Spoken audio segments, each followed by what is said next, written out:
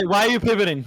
Why are you pivoting? Oh, I'm sorry. Do you want me to address your point? Yeah, I mean, yeah, you literally said this won't go well for you. Because this won't go well for you. Listen, you're literally backpedaling because you me to delay. You literally said that he had no moral obligation to live by his principles. I didn't use those phrase at all. Maybe he didn't use those words exactly. Wait. Oh. Okay, I'm going to start muting people. Wow. And with that, I think we can start. Sorry about the delay. Got a lot of last-minute problem. You know how it is. So, yeah, welcome everyone, and thank you for joining us. Welcome for this new episode of Hippy Recruitment. Let's start with a quick round of intro. So, tell people who you are, where they can find you, and everything. And we're going to start with Zyra. Or Zira. Zira, yes. Hi. Well, my name is Zira. My Twitch is Zira67 and Twitter is Zira with 2 A's 67. So right now I mainly play gacha games and RPGs and occasionally talk about Texas politics. But I'd say I'm like a moderate lefty and I'm excited to be here. It's my first panel, so I'm a little nervous, but thanks for having me. Yeah, thank you for joining us. Maddycakes, how are you doing? Hi, I'm good. How are you, Mr. Geek? Doing good. Excellent. Yeah, so hi, I'm maddycakes. I'm a lefty streamer. I also have now started streaming more of Wild Rift or League of Legends, which I get made fun of for, but I don't care because I have fun.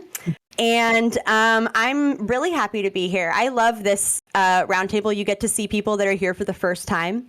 So I'm like excited to be part of that experience of dipping your toe into the tranquil waters of debates. Hell yeah. Montrealplayer, how are you doing? Hello, name's montrealplayer. You can call me Monty, unless you don't want to. And that's it. But what do? I make jokes about political stuff, basically. Talk with CTV once in a while, smoke a joint usually around 10, 11 o'clock. During the weekdays, I'll have a joint on my deck now in the garage because I just closed everything. And I'll talk about whatever you want. And that's it. Politics. Oh, yeah, I'm supposed to be right-leaning. People call me conservative. Whatever. I'm a localist, which is essentially a libertarian, except with the one caveat that instead of the individual being the most important political unit, it's the small community. That's really it. I mean, it's a little more complex than that, but yeah, you'll figure it out. All right. Have a great one. Call me Monty. All right. Thank you for joining us. I'm going to try to Problematic Pen. How are you doing? I'm doing fantastic. Thanks for having me. It's my first time on here. I am somewhat libertarian. I'm more progressive than most on a lot of social issues, but I fall firmly within that camp. I like to do a lot of politics and philosophy and stuff. We plan to be doing some more philosophy of Hayek, and we'll have mini lectures and stuff like that on my channel. I say I'm doing all the work, so come follow me at twitch.tv/problematicpan. Thanks. Thank you for joining us. Ole. Yeah, hi. Thanks for inviting me again to the panel. It's good to be back. Good to see a couple of people that I talked to last time as well. Generally, you can find me at olaketv on Twitch and olake on YouTube. But I'm a leftist and I do a lot of leftist content. We have a lot of fun. I play a lot of games. As I said, still grinding through some games, Hades in particular at the moment. So if you like seeing that kind of stuff, if you like watching things with a leftist bent, feel free to join. Sorry, my cats are fighting. Lucas, how are you doing? Hey, how's it going? My name is Lucas Bustillo. I'm originally from Cuba, born and raised over there. Consider myself an anarcho-capitalist. Social issues, I'm kind of like in the middle. And I'm live on Twitch every now and then. I normally am either drawing, playing games, or just talking about politics and going on Twitch panels. All right, thank you for joining us. I'm going to butcher your name. This is why I put it like almost last. Zlubars. Yeah, I mean, that's normally how I pronounce it. So my name is Zlubars. I go by Zach in real life. I stream at Twitch at twitch.tv/Zlubars. I mostly play auto battlers this game. I do a lot of politics outside. You know, I touch a lot of grass. I'm a progressive activist here in Seattle. I have a few things lined up for the next few years. So kind of want to bring that kind of like local activist energy to the Twitch politics space. So that's kind of what I'm hoping to contribute something like that here. Nice. And last but not least, the wonderful co-host. How are you doing, CTV? He doesn't need an introduction. Ladies and gentlemen, boys and girls, children of all, appropriate ages, welcome to the Hippy Dippy Super Sunday Show. I am your co-host, critically thinking veteran, coming to you live here from the Wolf's Den. We have a brilliant conversation lined up tonight with these fine folks. We've got topics from our star behind the scenes, Danabo, who I know is not going to disappoint with his questions tonight, right? So, that's where we're at, Mr. Geek. You can find me at twitch.tv/critically thinking veteran, and I'm looking forward, right, to smacking the shit out of somebody. Who's it going to be? All right. Sounds kinky, CTV. Let's go over the rules real quick and the format of the show. So this is going to Smack be... me, daddy. Yes. So let's start with the rules. First of all, when I speak, it's going to be to moderate. So when I speak, no one speak. For the show, it's going to be like basically one fun topic, one serious topic, and one fun topic to end on. During it's going to be opening statement, period where you can engage, closing statement, pretty similar to Hippy Dippy. During opening and closing, don't interrupt other people, and also try to keep your opening and closing as short as possible, 2 minute top. Don't misgender people, don't go after immutable characteristic, and don't do anything TOS. If you want to speak and you see that you can basically chime in, raise your hand, but keep that as a last resort. Try to jump in as much as possible. And with that, don't forget to have a good time. And let's jump right into the first topic, which is a fun one. So, is Batman a good role model? If so, why? If not, are there any good fictional hero role models? So we're going to start with Maddie. Okay. Is Batman a good role model? We'll see if this is controversial. Nope. I don't think he's a great role model. He's a child of a billionaire who inherited all of his wealth and then uses it not to implement structural change in his community, but to essentially self-deputize himself and become a vigilante. Now, granted, he does so with a very impressive amount of technology and innovation, and so he's like an effective vigilante. But when we're talking about what's actually going to have an impact on the crime of Gotham, I don't know that just a one-man killing machine is going to address the structural issues that are perpetuating this environment of crime and violence. So no, I think Batman should be taxed, and he should I don't know, turn the Batcave's also gigantic, guy. Like maybe we can transform that into affordable housing. Like no, just because you have a cool suit and a sweet ride doesn't mean you're a good person. So no. All right, I'm going to pray to Zlubaz. Oh, cool. So I think it depends on which version of Batman we're talking about. The Nolan Batman definitely is not a role model. That guy operated well outside the law. But it looks like the Robert Pattinson Batman that's about to come out, that looks like more of like the detective Batman, which I think could be okay. I think that like being a private detective and trying to solve things that the police can't is probably a good idea generally. But I think that like the Nolan Batman kind of poisoned our minds to what Batman is and how much of a monster he is, because he definitely was a monster in those movies, that's for sure. As for who I think is a good role model, I think that generally like the comic book Superman's a very good role model, like uses his powers for good, works a day job at a very critically valuable journalism, it's some good things. So if you ever find yourself If you ever find yourself with superpowers from the planet Kryptonite, I think you should follow Clark Kent. Sorry, I forgot to say who's a good role model. I think Leslie Knope is a great role model for a fictional character from Parks and Recreation. And you consider her a superhero? Absolutely, I do. Are you kidding? Did you see her? Do you see how quickly she can put together a comprehensive plan to improve the Parks Department and like municipally controlled grounds of Pawnee? Like, no regular human can do that. She's absolutely a superhero. I want to afraid to Oleg. Yeah. So for me, I do kind of agree with what Maddie was saying. Is that yes, in general, Batman I don't think is not a true hero or not a moral icon because he doesn't really use his wealth to do anything. So like yes, he uses it to fight vigilantes, but one could imagine that he could use that for a lot better effect as well in terms of philanthropic work. And it's never really stated. So yes, sometimes they talk about it in comic books from here and there, but it's never really stated that he's doing something systemic with his cash. I'm not a big fan actually of Superman because I think he's just a government simp in general. So you could see him, and they've talked about this as if he were in Soviet Russia, he would just be a Soviet, person. So I think that's considered to be, I would say it'd be good to have someone that's a little more on the side of the people, or generally speaking.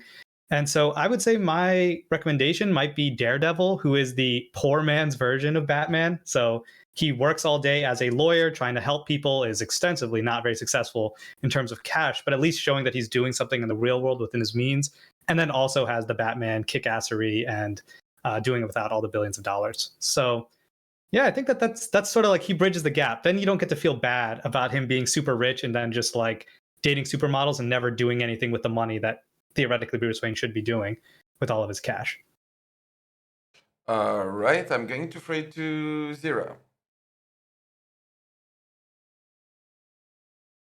I think Batman's necessarily bad for inheriting his wealth and all that. It's definitely what he does with it, and he doesn't do that much. Yeah, he does all the technology, and given the criminals in Gotham, I'm sure they need all the help they can get. But yeah, he could definitely do a lot more and be a lot more effective, which, I guess he tries in his own way, which is super angsty, his way of doing it, but And as for like a good superhero, I'm liking Spider-Man. He does a lot for his community. He's very interactive with them. He appreciates it, and he's in high school, so he's doing a lot. Yet he's still there for his community, despite his time being taken up by other things. Yep, that's it for me. All right. Problematic pen. Sorry. Yeah, so I don't get all this hate that we're seeing on Batman for his wealth. We don't know what he does in his free time. He's funding all of this research. He's basically a one-man university. He's coming up with all these amazing technologies that no one ever could have. His funding is growing the economy, and that's very important. However, where he kind of loses me is if we're talking about morality here, well, consequentially, he is doing a lot of harm by just not killing the bad guys because they break out of prison time and time and time again, and it's just disgusting. I'm all for rehabilitative justice, but if you're escaping prison like 5 times a year and murdering 10 people every time you get out, I think enough is enough, and for that I think he should be morally condemned. He needs to grow some balls and kill the Joker. I don't know many superheroes who I would look to. I consider CTV a type of superhero, but I don't think that's what the question was asking, so I'll just cede my time to the next person. All right, I'm going to fade to Montrealplayer. All right, I guess a few things. Doesn't Bruce Wayne do like extensive philanthropy and humanitarian work, or at least he funds it, right? That seems to be consistent in the character. All right, as far as like, what's the thing you just said? Darn it, I forgot. God damn it. Anyways, I like Batman. Doesn't tolerate BS. He's very disciplined. He has a good sense of morality. He's consistent with his morals. His humanity's terrible. He doesn't. I like Nightwing or Dick Grayson in that respect a lot more because he's more concerned with the other people around him. He's more considerate, easier to work with, and that's it. I think that's the main failing I have with Batman is that his humanity's lacking. It's been burned away from him, and honestly, it makes him hurt people. The mission's more important, and that's no bueno. Anyways, as far as a role model goes, I wanted to come up with someone, I guess, original on the spot. So I'm going to pick Black Bolt. Do we know Black Bolt, the king of the Inhumans? Right. This is why I like him. Okay. So Black Bolt is basically he's the king of the Inhumans, whatever, and he doesn't. He has a voice that's very powerful, right? So if he utters just the smallest utterance, it blows people away, right? So that's it. He uses his voice very sparingly, and that for that reason he doesn't spew wordy bullshit all the time, right? He only speaks when it's absolutely necessary, communicates through his actions. He's very family oriented and puts his people above everything else, and I think those are admirable characteristics that anybody could latch onto in terms of a role model. All right, Lucas. Yeah, I guess I'm gonna be probably the only person. I think Batman is a great role model. He was definitely a great role model for me growing up. I have some of his comics right here. Yeah, so Batman, it's definitely not. He's not a bad role model. He doesn't kill people. He helps the police department. Who, by the way, the real problem in Gotham is not Batman. It's the police department that is not doing an efficient job at defending the city. Right. If they were doing a better job, Batman would have never had to step up, and his parents would have never been killed if the city wasn't full of crime. Another thing, yes, Batman does engage in heavy amounts of philanthropy. The biggest mental asylum in all of Gotham, it's funded by his family and his organization. So yeah, I think Bruce Wayne is a great person, and I think Batman is a great superhero and a great role model for kids. All right. Oh yeah, one more thing. Someone said, wait. Batman should kill the Joker. We're still in opening statement, and there's still CTV to go. Oh, that was my cue? Yeah. What a poor cue that was. I'm sorry. He literally CTV, said your name. I don't. The floor is yours. Such a poor cue. There's no build-up. It was just CT. Fuck you, geek. All right? Damn it. Here we go. All right? Listen, I already know your answer. That's why. Lego Batman. Wait a second. What happened to... Of course it'd be Lego Batman. Okay, so... Sorry. Okay, so I got a few bones to pick with people in the room, right? First off, let's start right off the top with Maddie, right? Maddie, come on. What was it you said? You said, oh my God. Batman? Tax Batman. That wasn't the thing that I picked up on, but Tax Batman? Come on. Turn the Batcave into affordable housing? There it is. Turn the Batcave into affordable housing. Are you shitting me? Right? No, man. Where are the bats supposed to go fucking live? Right? Apartment 4B. Now we're gonna have problems with the EPA, right? We don't need Jesus. We're trying to make government smaller here. We're not trying to get more of it. Otherwise, you end up with a vigilante like Batman, right? Who has the Martha Wayne Foundation, right, and the Thomas Wayne Foundation that both funds a lot of fucking social programs inside the city already. So the man's got it locked down, right? Not only that, but he's coming out with new and inventive military tech, right? Obviously putting it out into the market to the point where you can, hide the Batmobile up into the research department to be able to go fund his little escapades throughout the city. You know what I mean? Now, the question really becomes is his driving on rooftops, really helpful for the communities, right? And then, who's paying that? Does the insurance company have to pay for the cost of that? I mean, what's happening there? So, whether or not he's a good role model is always going to depend on your perspective of what he's doing, right? Always, right? So there's some ways you're going to be able to say, nah, he's a piss poor role model for X, Y, and Z reason. And then over here, you're going to be able to say, no, he's a great model for X, Y, and Z reason. But Batman should kill the fucking Joker? Who had that fucking dumbass idea? Right? Me. Hello? Why should he not? Yeah, dumbass idea. Okay, right? let's hear why. Have you not seen Lego Batman? right? If you watched Admittedly, I Lego haven't. Batman, well, that's where your fucking problem is, right? If you watched Lego Batman, you would understand that the Joker, right, and the Batman are two peas in the same pod, bro. They go So, together like you can they go split the peas together in the like pod. peanut Take one butter pea out, and throw in the jelly, trash. right? It's my time to talk. Hush. They go together like peanut butter and jelly, right? They go together like butter and toast. You see what I'm saying? You can't have one without the other, right? That's just the way that it is. So from there, I don't if agree with that anybody premise. else has got a, geez, do you not understand fucking directions? Did I interrupt you? Anybody else? Or did we? Fucking no! Right? Jesus. All right.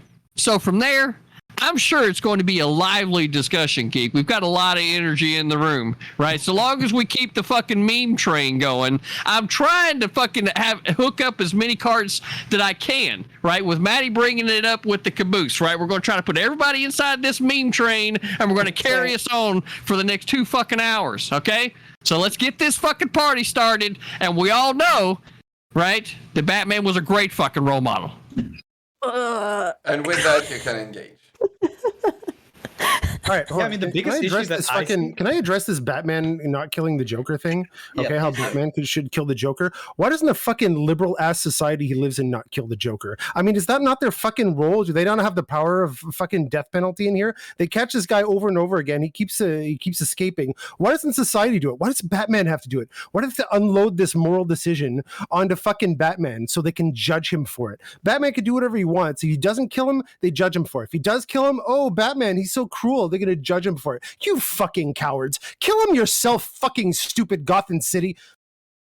Yeah, but that's because Look, they're you're not wrong. systemically paralyzed. They're paralyzed by the fact that for all the money that apparently Bruce Wayne is putting into the community, like nothing good is happening. Like, cool, you put an insane asylum that is literally corrupt. That literally lets out the Joker, turns Harley Quinn into, or makes Harley Quinn. How like, many of how many of the like supervillains, like their origin story is that they were in the insane asylum? And like, isn't the point of an insane asylum to like rehabilitate and give them like the proper care they need to like manage whatever conditions they're dealing with? Like, it's weird how like that was held up as this like example of the good that Bruce Wayne's investment in the community is doing, and like I don't know if that's a win. Also, charity is never a good substitute for like strong social programs that are universal. Like that's just simply the case. Like there's no comparison, and if we want to get into like real world examples, like the data is really clear on the effectiveness of like universal government run like strong social safety nets versus relying entirely on the goodwill of billionaires, because their goodwill extends out to the point where it's profitable, and then as soon as it's not, they're like, oh well, like you could die. That's just like, but that's How not is true. Gotham doing that though? Like, how is Gotham doing anything to help the poor? because I mean, if you ask Bruce me, Wayne has been able to create an entire secret underground lair in a cave and have like a tank thing. That indicates to me that his wealth is not being properly taxed. The fact that the police are, because I know someone brought up that the police are being inefficient at stopping this crime, and I'm like, I wonder if this is due to the fact that like the entire economic system of Gotham is being underfunded, because we've seen, like, again, going back to data, there is a direct correlation with economic opportunity and prevalence of crime. So what it asks me is, why are so many people turning to crime in the city? Perhaps it's because they're feeling hopeless, because they have no good economic prospects, because they have like no access to affordable healthcare, affordable housing. So like, I wonder if people, if Gotham chose to invest in those social programs and actually make long-term investments for the health of the community, if it'd be such a crime-ridden hellhole. well, you know, the reason that on the Batman's community, wealth not doesn't go to Batman. good, despite all he donates, it's because the mafia, which is very big in Gotham City, takes it away. All the money he donates to charity, it just gets robbed right off the bat. The best he can do he can't really donate effectively until he gets rid of the crime problem. So But then I'm he's sure not after he active. does. What do you mean? He's not active in the political scene, because if the idea is that he's just He is. giving money and it's being siphoned, No, maybe but he should was. run for Wait. mayor of Gotham City. Maybe he should create a political organization that would root out that corruption, you know? Act in that way. Well, too, that's what because Batman it did seems in the like Nolan But then he movies. wouldn't be endemic above the in law, cities. right? The system That's is so true. The corrupt Nolan that an movies address inside that a little user, bit. Real quick, an inside user can't possibly fix the system. That's why he has to go around it. It's just so incredibly corrupt. All right. That's a weird to. statement. That's a weird blanket statement. Hold on, Geek needs to talk. Geek needs to talk. I'm going to remind the rule. When I speak, it's not to give my opinion, it's to moderate, so no one speak. I want to throw it to Lucas. Yeah, so no, I'm sorry, but this is why I hate when normies talk about comics, because they don't know what they're talking about, okay? Gotham is an insanely corrupted city, okay? Probably being run by Democrats, to be honest. No, the reason he's taking care of the crime is because there's no other way to do it. He donates money; it gets taken over by the mafia. He does philanthropy; it's taken over by the mafia. He tries to get a good guy into being the mayor of Gotham, Harvey Dent, and then what happens? Fucking Joker makes him into a bad guy by making him Two-Face. No, the city is literally falling apart, and he's the only thing that that's kind of keeping the city apart. There's one comic where Batman eventually leaves the city for like 1 week, and the city literally goes into chaos and collapses. He's the only thing kind of keeping the city in place. But then that's a bad thing, because if you're making the well-being of a city entirely contingent on your presence in said city, then like how good is your impact? Maybe you should be investing in things that maybe allow Batman the should city leave the to city. be self-sufficient. Yeah, let it collapse. Maybe Batman You- should you leave the give a city to man the a mob so fish, they can deal with You their give own a man a stuff and fish, he murder eats for a some day. people You all teach in. a man to fish, he eats for life. Like what Batman's doing then, what you're telling me, is he's making the city entirely dependent on his No, presence he's not making there. it. He's not That's making them dependent. interesting. He's not making the city dependent on him. The city is reality- literally falling hold on. apart by itself. Lucas, the reality here, Maddie, right, is that the whole situation that even saw the rise of the need for Batman was the fact that Gotham was already so corrupt before Batman even ever came on the scene. It's not like, the corruption showed up as a I'm result not of Batman. disputing the corruption that was there. I agree with you. The corruption was absolutely there prior to Batman. However, I wonder if he's being smart then in his investments, because his investments are basically requiring his presence to be there all the time. Why wouldn't he invest in resources and other things that address those corruption issues, doesn't. but also doesn't. don't make the entire city reliant on his presence there? No, well, That's what I'm wondering. That's a great question. If I she were a asked, Maddie. businessman with billions of dollars, yeah, I'd invest in. I'd look for solutions that don't put all our eggs in one basket, with me being the basket. Yeah, but see, this is the problem that you run into, right? And this is how you even see the rise of Batman, is because of the corruption, right? It's like one thing that you might do. See, well, why don't he just take his money and then invest more in the police department? Well, Jim Gordon made it very clear in Batman Begins, right, that the entire police department is corrupt, right? If you're not on the take, they don't trust you, right? So it's not like a situation where you can just put more money into the police department. It's already corrupt. It's not like you can put more money. Why not just be on the take by just outpay them, right? You're a billionaire, so why don't you use the libertarian method? I mean, Gotham is literally the example of a libertarian. So all you're doing, hold on. So failed libertarian state. So all you're doing, hold on. So all you're, I allowed you to interrupt me, right? Hold on. Right. So the reality there is that all you're doing is trading one mob boss for another. Right. That's all you're doing. Right. So then this is where, right, because money's not going to solve this problem. You've got to get boots on the ground that can actually start rooting this stuff out. And that's how you even see, right, the need for Batman to be there is because of all of the corruption. Why didn't they abolish the Gotham police? And then who's going to enforce law or somewhat enforce law? Yeah, no. We should give more power to those institutions that are already corrupt, therefore giving legal power to the mob bosses and all these things to have more power over the people so they could just make their rule totally complete. That's a great idea. Wow. Okay, that's what we should do. More programs, more this that are still controlled by mob-controlled kind of like cronies and stuff like that. We just need to just give it all to the mob. Let's say fuck it. Let's just call it Mob Town. Okay? Let's do it. Batman's a symbol. He's a symbol to give people hope so that they can fight back on their own terms and say, you know what? Someone's fighting back, and sometimes these guys get some justice. Maybe I'm going to put a little in. That's what they need. They need that symbol, okay? So they can fight back and do it themselves, because Batman can't just, or even Bruce Wayne the billionaire can't just do it, because as soon as he's gone or he gets taken out by some other fucking mission or something like that, his influence is gone, and then the city falls back into chaos. He's fixed nothing. The real solution has to come from those people, okay? And he can't just force them to do it, okay? It has to come from it. So all he can do is give them a glimmer of hope that they can latch onto and grow from there until it gets there, okay? Forcing the society or the community to do anything by giving them more resources, giving them more power, is already going to go to corrupt influences. You're just giving them legal powers to do their shitty stuff anyways. Can I you got to go ahead, Maddie. Somebody, just go in. Yeah.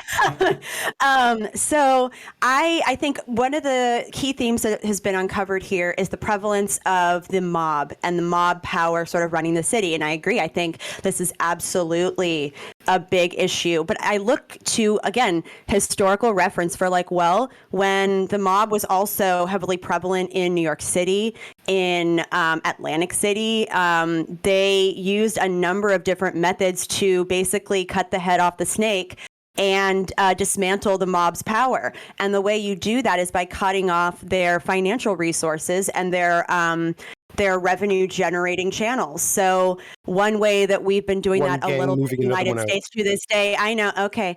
One way we've been doing that is at Magnitsky sanctions for those Russian mafia members who are connected to a lot of illicit activities within Russia. And over here, we've been able to implement sanctions to limit their financial sway. There's also ways that we can, it also sounds like one other point that you bring up where it's he gives them hope, inspiration. It's sounds like what you're pushing for is a PR campaign to get people stoked. I don't know that inspiring vigilante justice is necessarily the right approach. I think that's putting a lot of people in danger. And again, I think if you keep just addressing the violence at a surface level, you're going to be reacting rather than being proactive. And the proactive solution would be addressing the root issues that allow for violence, crime, reliance on those illicit channels to gain power. Unless you address those root issues, then it's just going to keep popping up. Like you said, you tear one weed out, another one pops up somewhere else. You got to address those root issues. And those root issues are addressed by investing in things that create more economic parity, a more equitable society, and you give people hope by making sure that they have their basic needs met so that they can look to how else they can impact their community, how else they can get involved in making their world and the world of their neighbors and family members better. They're able to do that, and they have the emotional space and capacity to do that when they have healthcare, they have housing, they have food, they have education. That's how you solve it. All those things provided and under the control of the mob. Well, that's why I brought up, I don't know if you were sleeping during my first point, but there are plenty of ways you can address mob rule. And there's plenty of ways historically that we have done just that and rooted out widespread corruption. And that's done, again, by large programs. And you can't count on charitable billionaires to address And that was the Dent Act in the movies, right? Corruption is so rooted right now. Batman's a great role model if he's your fitness role model. I will admit that, okay? And he's a babe. True. What do you expect him to do, though? So Gotham City has a population of 10 million. That's bigger than New York City. And New York City has a GDP of almost $2 trillion. Batman got a couple $1 billion, right? So he has nowhere near the amount of money to enact all of the systemic change that you're talking about. And he is politically active, as someone pointed out earlier. He tried to get Harvey Dent elected mayor. He's doing all the things that he can. Well, I also wanted to add, like, wait, because you mentioned this idea of like affordable housing and stuff like that. He actually tried to do that. yeah. And you know what ended up happening? The mob took over the affordable housing, and they were running no. that, and they were selling illegal drugs to people and increasing Sounds the power. like there wasn't and then- any systemic change. Yeah. Yeah, because Sounds the like they whole didn't city is vote in Yeah, they should have started a peg. non-corrupt politicians. yeah, because the Sounds whole like city you is should corrupt. be- This is the problem. The whole city is And corrupt. let's just burn the city to the ground. Like, that's not a great. And kill 10 million people? That's what you think we should do? Do you know what hyperbole is? No, I think you literally want to burn it to the ground, Maddie. Everyone should move You to want me to Metropolis. say I want to Maybe burn better. it to the Fire ground? in Yeah. your heart. I see it. I am an Aries. Me and CTV are both Aries signs. We're fire signs, so it's in our nature to just want to see things burn. It's true. It's true. Yeah. Whenever No. Joker lit that money on fire, I was like, my brother. Listen, Oh, man. Gotham is so corrupted that the first thing that Bruce Wayne did when he became a vigilante was take out the big mafia boss in the city, who was Carmine Falcone. Right? What happened? He took down Carmine Falcone, and what happened? More mafia boss came out. Now they have Two-Face. Now they have Joker. Now they have Clayface. Now they have The what's the guy? penguin. Did you just say Clayface as a Mr. serious answer? Freeze. Did you just say that as a serious answer? Come on.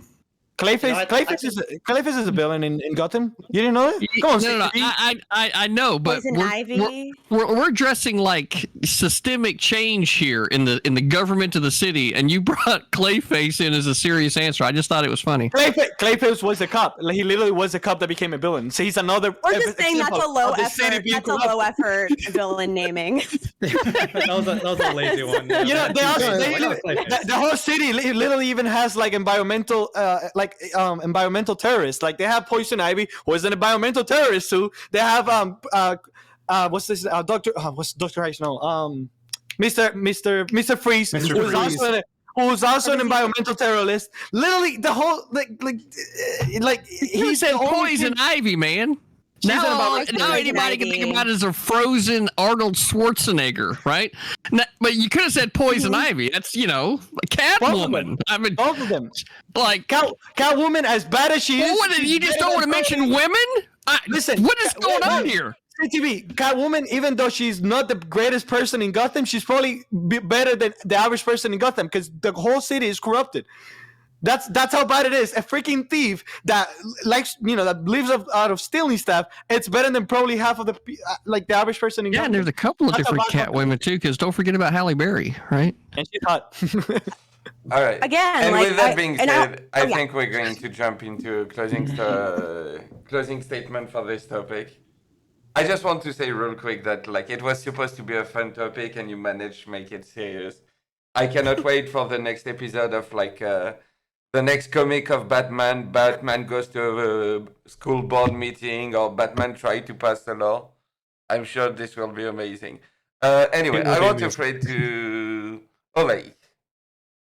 Yeah. So in conclusion, I think what we saw here was there was a lot of pull yourself up by your bootstraps type mentality where, just let the people be a symbol and the people can rise up against these mob bosses and everything. But I think what we were trying to really present, and I think it was well shown, was that you need to do a little more. That the idea of Batman being Batman, that's fine. Let him go fight and take down mob bosses and all of that stuff. But where's the political advocacy? Where's the true focus on trying to change the systemic problems? Where's the social safety net? Where's the improvements there that don't just last from hey, I'm going to give $1 billion, I'm going to give $1 million to this cause or not, but to really change the system so that those more fundamental changes that you want to make to improve the city can actually take hold. Don't put all your hopes into a Two-Face or one person to save all your problems. Trump fans will know this very well. They always end up, being a big failure. So try to do something more. Try to put your faith into improving the systems as a whole, rather than put all your faith into one person. So with that said, I'm going to go back to, I like Daredevil more just because he's a little less rich, and maybe that works. Maybe we'll go back to that one. Be poor. All right. I'm going to pray to Zero. So I know I didn't say much on this panel, but y'all went way, way too deep. I was like, dang, okay. Well, basically, I think that everything Maddie said was totally correct. You definitely need to find the root of the problem. But without all those criminals and Gotham being corrupt, it's like, okay, well then where does Batman come in? So like, I'm still going to continue to read Batman and whatnot, see him take down criminals. That's always fun. But definitely everything Maddie said was correct. All right. I'm going to pray to Blue Bars. Well, yeah, I mean, jumping off of both of them, I think that Maddie did make a persuasive case that there definitely needs to be systemic change. The question is, why is Gotham so corrupt and Metropolis seems just like kind of like a happy-go-lucky place, like only gets destroyed by one guy instead of like 9,000. So I think we need to do a little bit more research about comparative what the difference between the government structures are. So I think we all need to do some homework after this. Just a reminder, we all agree that we're talking about Batman, right? Like comic books, like, you know, live in Gotham, like It's no real hope to and us. everything. All right. Yeah, it's all in the same all of universe. us. Okay. People have very strong opinions on comic books. I don't know if you know that. Apparently, the political life of Gotham is amazing. We should have a panels about this. Anyway. Absolutely, we should. Problematic pen. Go ahead. Yeah, so I think it's disgusting that Maddie's trying to cancel Batman. He's trying to cancel Batman. Batman has done so much for everybody, and yet it's not enough for these leftists. They'll try to take everything you have. They take away your Batman, then they say tax Batman. I mean, what's next? I think that Batman is born into a rough situation, very corrupt city, and while the problem is, I agree with them that he's not enacting systemic change. And the systemic change he needs to do is to kill the bad guys instead of just throwing them into jail unimportantly. That's the systemic change that Gotham City needs to make Gotham City great again. Thank you. Amazing. I'm going to pray to Lucas. Yeah, I mean, all I kept hearing throughout this panel was Batman bad because he's white and he has money. No, Batman is not bad. Batman is fucking great. He's the only thing keeping that city in place, okay? If it wasn't for him, like I mentioned before, the one comic where he actually left the city fell apart. He's trying to do systemic change, but he's one man trying to fix a city, like Problematic Pen mentioned, of 10 million people. Okay, he's not enough. The city needs to step up and fix their own problems because Batman alone cannot do it. Okay, and I don't know how I feel about him killing the villains. I'm honestly 50-50 on that. Some people haven't read Injustice. That's all I have to say. I'm going to pray to Montreal Player. All right. I think I think Batman as a symbol is a PR campaign. He's an entrepreneur. He's spawned upstarts like the Robins, Huntress, Nightwings, and a bunch of other ones. It's people fighting back, not to mention all the street level people that we don't know their names who are also fighting back because now they have hope. Okay, that's what entrepreneurs do. When they find a niche and they can exploit something, okay, it gives other people kind of hope that they can do the same thing. Okay, one person going in and just fixing and enabling structural changes everywhere and fixing it would have to be a tyrant, okay, to do it, okay, and a flawed human being, just because human beings are flawed. And it's not necessary that their great actions, okay, are actually going to have long-term consequences that make any sense. All the change has to come from the people who inhabit the place, because that culture will be there when the tyrant is gone, when Batman is gone, and that's the only place actual change, long-term change, can ever come from, okay, that's actually going to stay. One person or one entity coming in and just changing things because that's what they think is the best thing for everybody, okay, is just going to lead to disaster. It's going to lead to more disaster, all right, and it's not the way to fix any complex systems ever. Done. All right, and last but not least, CTV. Sir. Well, everybody. Sir. Last. Sorry, you didn't go? I'm so sorry. I am so sorry. So yeah, go CTV and after that, Maddie. Wow. You know what? No. Listen, Maddie, Yeah. you have the floor. Are you sure, CTV? Oh, I am absolutely positive. Right. Oh my goodness. Always a gentleman. Always a gentleman. Somebody here has to remember the ladies. Right, Mr. He's actually Geek. trying to take the last spot. Right. It's actually self-serving. He's trying to take last spot. Wait, where'd she go? That's okay. Oh. That's okay. Oh, Mr. There we go. Okay, He's man, laughing. so you got it. Yeah. I think, look, Batman, I don't think he's a bad guy.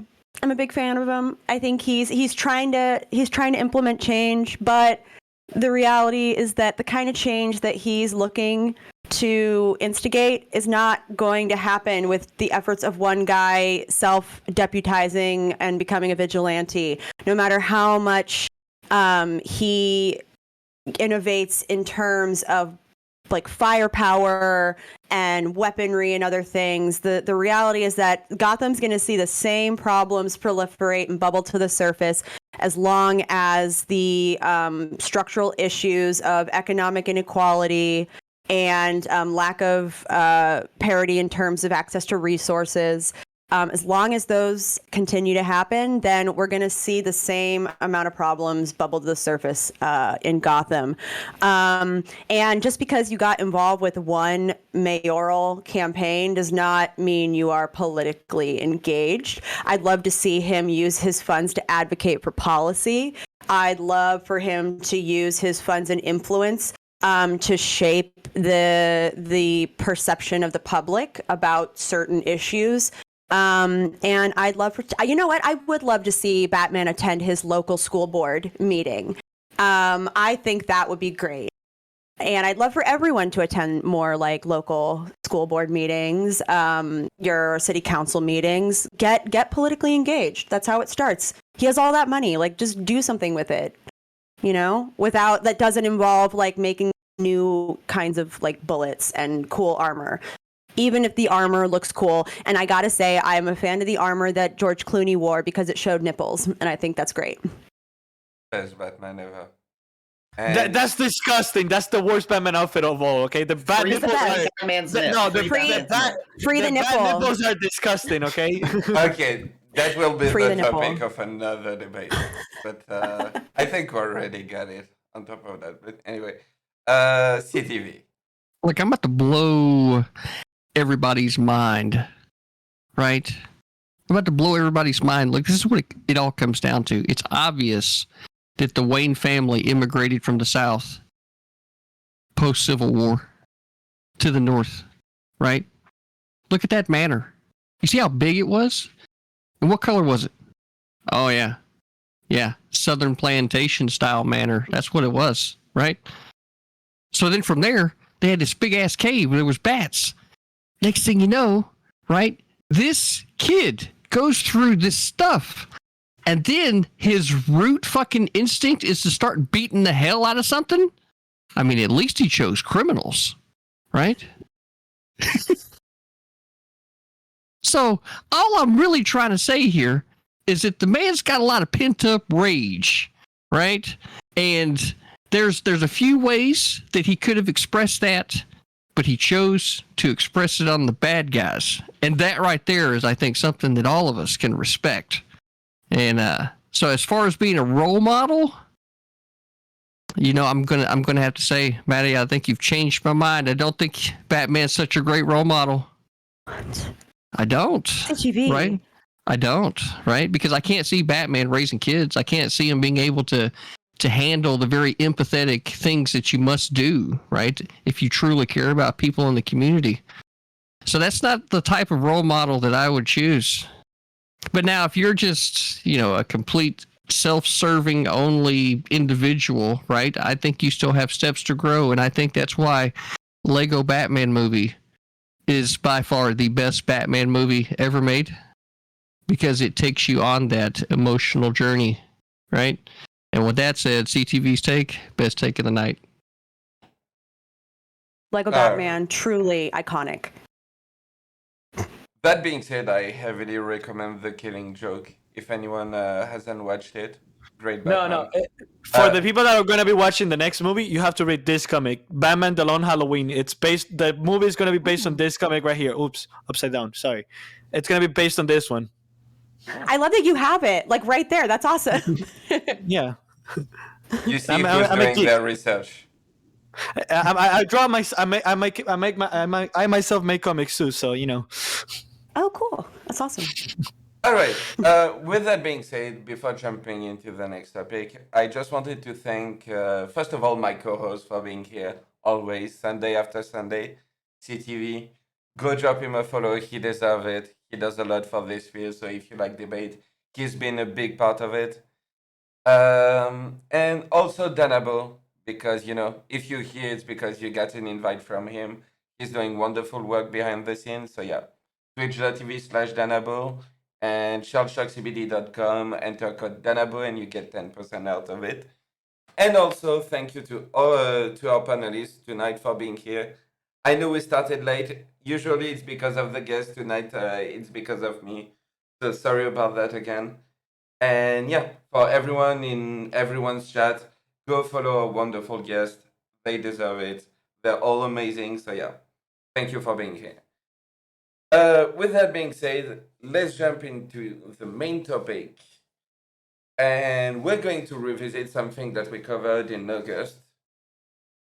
And because for the past few months, basically, like the Twitch politics sphere has revolved, or at least the past few weeks, around Hasan. Hasan's house, Hasan, what is Hasan doing and everything. So the question of tonight is, do leaders of a movement have an obligation to live by their value, or does their promotion of an ideology outweigh any perceived negative? Should we condemn or praise what some consider morally bankrupt advocacy? And is it important to gatekeep ideology?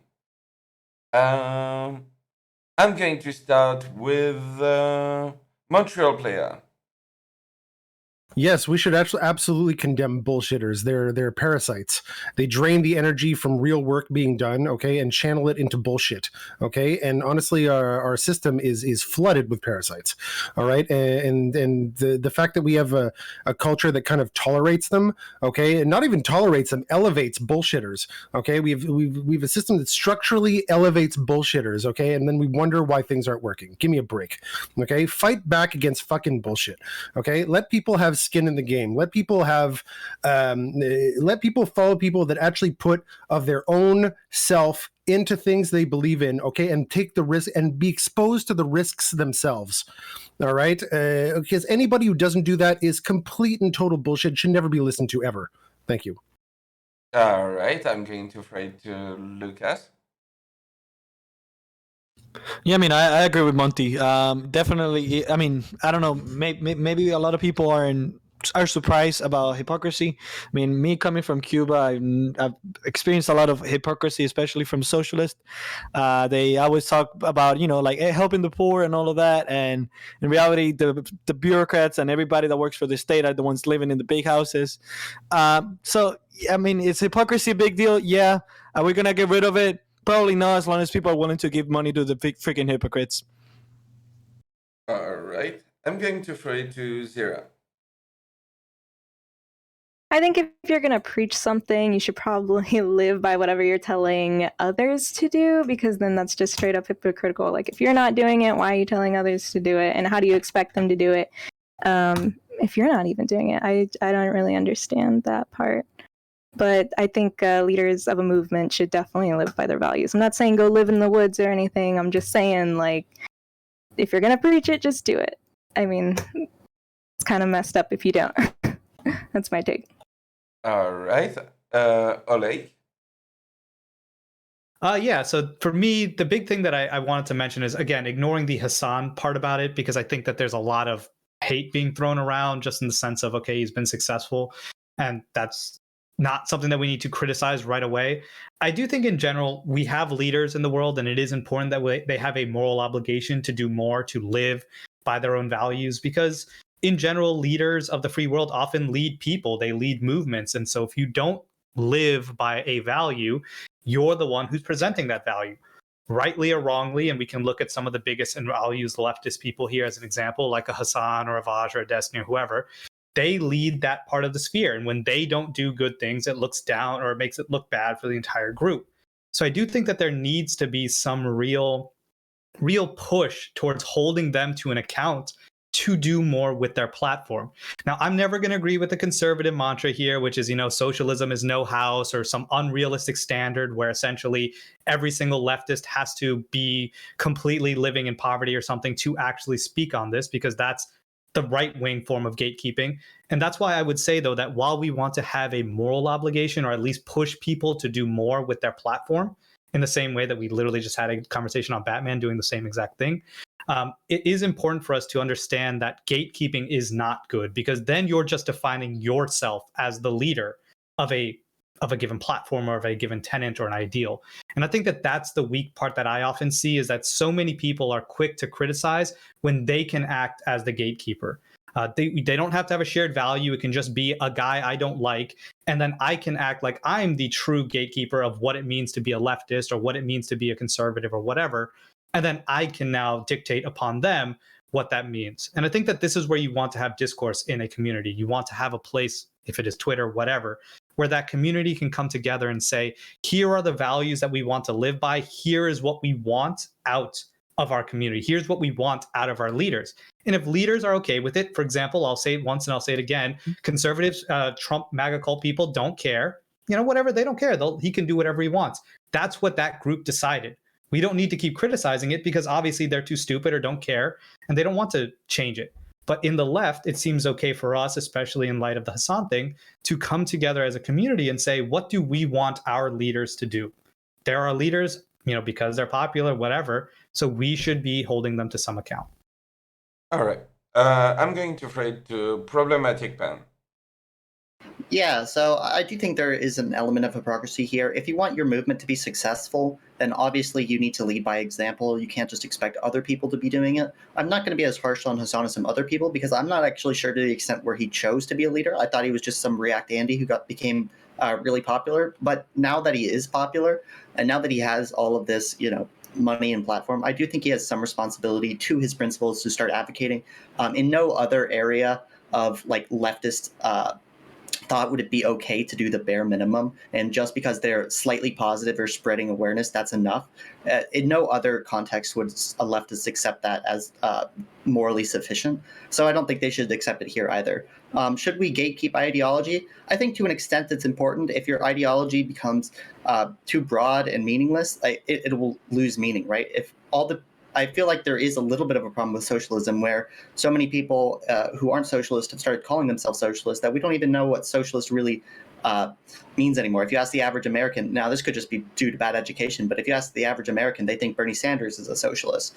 So I do think that some amount of gatekeeping is necessary, not necessarily to keep the ideology pure, but to keep the ideology coherent so that it's still one movement. But yeah. All right. I'm going to throw it to Maddie. Yeah, the whole Hasan debate has been very interesting to watch play out. And I think largely people are mad because they found out that he made a lot of money. And they find ways to try to pigeonhole it and be like, well, why isn't he doing this? Why isn't he doing this? Why isn't he doing this? And here's what I think it all boils down to. I actually did a full tweet thread on this a couple weeks ago that I think summarizes it really nicely, is that I think it's myopic to evaluate his contribution to the movement purely in fiscal terms, because ideology can be supported and advanced in society in ways that are untethered simply to financial contributions and donations.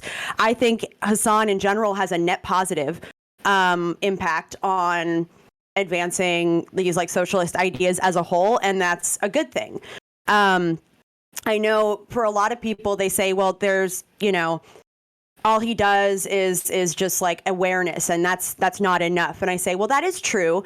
But he goes far beyond. Let's look at the actual impact of what his advocacy does. So he streams about, 5 days a week for roughly between 5 and 8 hours a day. And he's talking about these ideas to a very captivated, wide audience. That is a good thing. In addition, he also regularly brings on union leaders, political organizers. These are folks that often get overlooked by the mainstream media, and he's giving them wide exposure, allowing them to talk about their causes, to advocate for the issues they care about. And that incentivizes people to get involved, to learn more, to deepen their engagement in the political realm. That's a good thing. Now, that's just not to say that he's doing enough. I think we should always push for people to do more.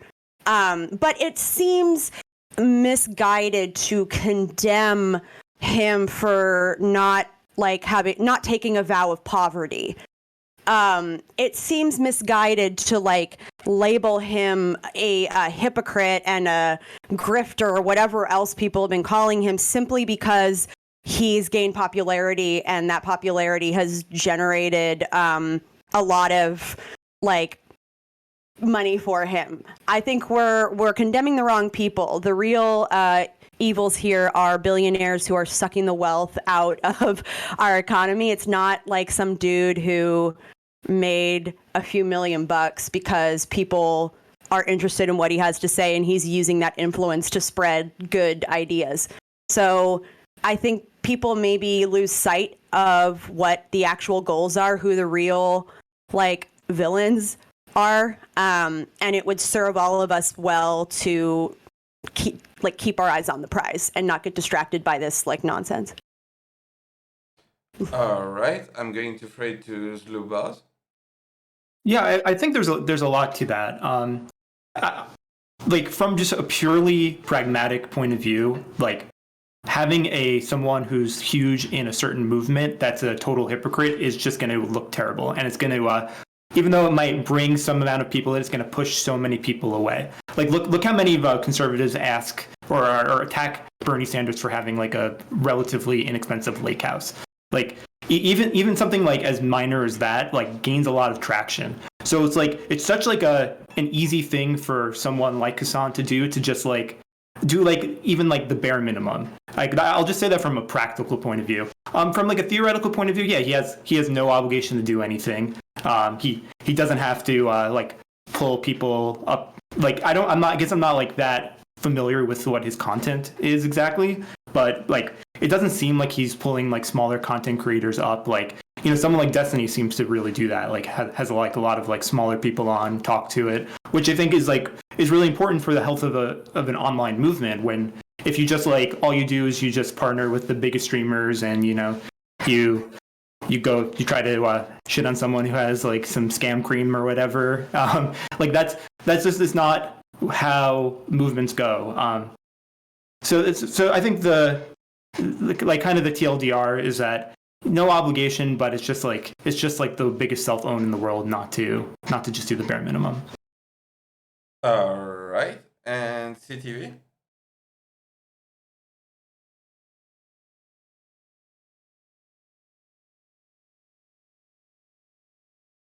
You guys hear that? Yeah, I think you're good.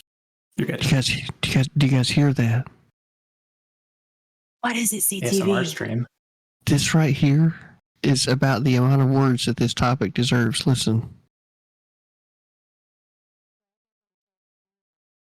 So beautiful. There was none, right? Why the fuck are we still talking about Hassan? Why? Bringing the content here. Fucking why are we still talking about this guy? Right? Like fucking why? I was sitting here in my chat. Somebody pops up a fucking video. He's getting a fucking computer built with like all the fucking bells and whistles. Hassan, I need a fucking desktop. I'm doing everything that I'm doing from my fucking laptop. All right? You want to start doing something for your fucking community? Throw a fucking desktop my way, asshole. All right? Besides that, I don't want to talk about the fucking guy. Why? Because he ain't going to give CTV a fucking desktop. He ain't going to buy Montreal a fucking desktop. No, he's going to get a fucking YouTuber to make a fucking video about it. And then I got to fucking hear about it. I'm fucking done hearing about this shit. Right? So this right here, just to bring it back down, right? This right here is the number of words that this topic deserves. All right. And with that being said, you can engage. Yeah, well, so I kind of want to address... Where's my intro? Oh, wait, I did it. I have definitely had that happen before where I'm like, I need to speak. Wait, no, I don't. I mean, we would have believed you. You could have just spoken twice. Yeah, you did say it with fine. like I'm not a confidence, so it would have worked. But yeah, so I kind of want to talk about the supererogatory argument that people like Vosh and I kind of felt like some people on this panel were making, where as long as your utility is slightly positive, then it's okay. I feel like there's no other area where leftists would apply this sort of logic. Like, let's say you're a business owner and you have, like, in some other country where there's no child labor laws, and you have child laborers, and you're like, oh, but it's okay because I pay them 5 cents more than the the child factory next door. Well, that's a net positive in the world, but clearly leftists would not agree that that is a morally okay act simply because it's increasing positive utility. I don't know why this specific case you're okay just applying this utilitarian, like, super naive utilitarian framework, but in other cases, you're just obviously you're going to disagree with it. I don't know why that is. Well, I think the one first thing that we need to dispense with is the idea that, when a lot of times we see a lot of people do these examples where it's like, well, what if you did, you paid your child slave labor a little more than everybody else? Now, technically, a leftist would still say that child slavery is such a net negative that just paying them a little more doesn't essentially make it positive. It's not a utility that you're actually getting up to. You're just slightly less negative than the other person. But it is a utility to the previous condition that they were in. Like, it doesn't matter because the negative is so bad. It's like, cool, let's have slaves. But you don't just give my slaves more food. It doesn't change that in the macro sense. It's a net negative. It's net negative that you're like living in hell. It's like, cool, I'm living in the second level of hell instead of why are you applying the ideal standard to child labor, but not the ideal standard to Hassan? Like, why? If you're going to apply the idea, well, I'm going to say something. Then it's not it's not a net positive to society. The Hassan is a hypocrite. Like, if that's how you want to look at it, that's okay. Like, but just know the guy is a fucking hypocrite. He doesn't even play his mods, dude. Like, the whole Twitter had to go crazy over him and like pretty much harass him into paying his mods. Like, come on, man. No, like nobody, like, and let's be clear here. Like, there's a lot of problems that I would have with Hassan. Like, I always say it like this, and I can give people, something here. I act as a product owner for a software company. I'm very, very well aware of the fact that I have multiple developers that work for me. And if I start doing things and I don't stand up to the same level of commitment that I ask of them, then they're not going to be happy about that. And that's not something you should be doing, especially when you lead other people. So let's be clear here. We need to understand that you do need to live up to certain standards. I think we're all very well aware of that. Anybody who's ever worked in a job or had any level of responsibility. But I think we're holding people to unrealistic standards, which is the fact that Hassan in general does bring a hell of a lot of awareness. Maddie has already gone over that. We don't need to reiterate it. He does a lot for the movement. And it's very clear that in general, you see the majority of topics say that they don't hold him to say, can you do a little more? Can you maybe try to make a political action committee? Can you do that? And ask of them that as a moral prerogative, as opposed to, oh, you're absolute shit because you don't live in a trash can. You're not jacking Wi-Fi from Starbucks, so therefore you are not a leftist anymore. Like, that's the criticism. I feel like you can't hold people Wait, to like a super standard. Montreal player, go ahead. All right, just to respond to that, no, it's unfair to hold people to some kind of super standard, like, oh, you're not doing as much as I am. Some people don't have the capacity, they're not that smart, they don't think about things in that way, whatever. People have their own talents, okay, but you have to put something in it. You have to put some skin in it. You have to give of yourself in some significant way, okay? Risk something, or else it shows me that your heart this isn't really near to your heart. This is a racket, right? And that's it. It just has to be something that you're afraid to lose that you put into it. Okay, so you can say if it's your time or money or whatever. I don't know what the scales are for people, right? But there's no indication whenever you ask defenders of this guy, okay, if there's any indication, okay, of things that he's done, projects he's undertaken, anything. There's nothing. It's always some bullshit about fucking aggregate harm or whatever, of aggregate, good stuff about him pushing some bullshit. Nah, he's a grifter, okay? gringo. No. He's 100% a fucking rent-seeking, grifting. I don't think he's a gringo. Wrong. No, I'm sorry. I was talking to someone on my chat. Okay. No, sorry. I was talking to someone on my chat. Didn't realize I wasn't muted. I'm sorry. I don't even condemn Hassan, okay? He's a parasite, okay? And parasites are going to parasite. In that same way, Trump's a parasite as well, okay? He doesn't believe in anything he's actually going to say, doesn't put any skin in the game, okay? And leads people to the thing. Same kind of fucking parasite, all right? But it's just like this whole thing about not being able to show anything where you've actually put something significant in, and you're risking it to because you believe in this thing so much, okay? The total absence of this, okay, is a huge red flag, all right? And I don't even blame, I don't blame Hassan. You know what I blame? His fucking community. Y'all some idiots, okay? Y'all some idiots. Don't tell me you love socialism and that's what you want. You're here for the people. You're here to get the fucking catharsis that you get from fucking dumping on whoever he dumps on, okay? All right? And this whole socialism bullshit, honestly, okay, that you seem to believe in, okay? Most people, not everyone, all right?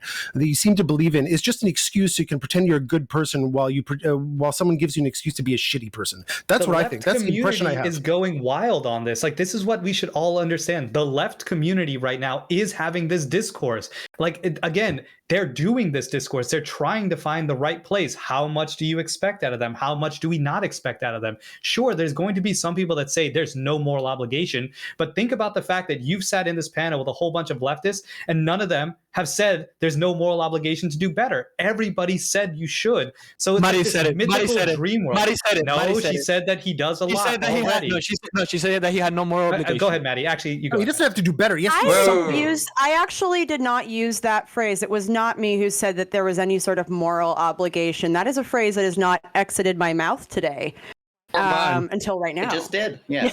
You covered that. Never mind. I was going to say until right now. Yeah. I thought I got you. Okay, well, it hasn't came out of mine at all, so.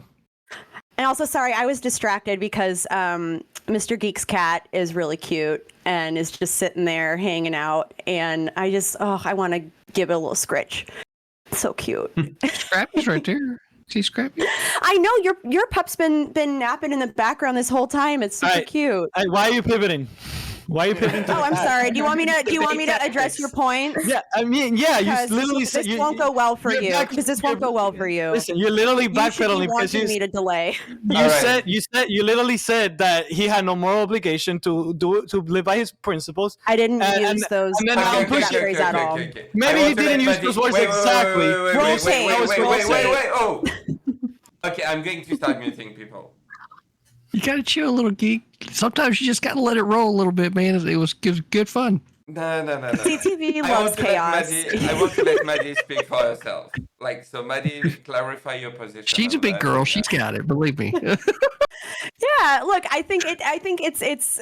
I don't think there's like a moral obligation necessarily, just because like I think deeming anything moral that relies entirely on that person's individual moral framework, and so I don't like prescribing what would be like a moral or non-moral thing to do.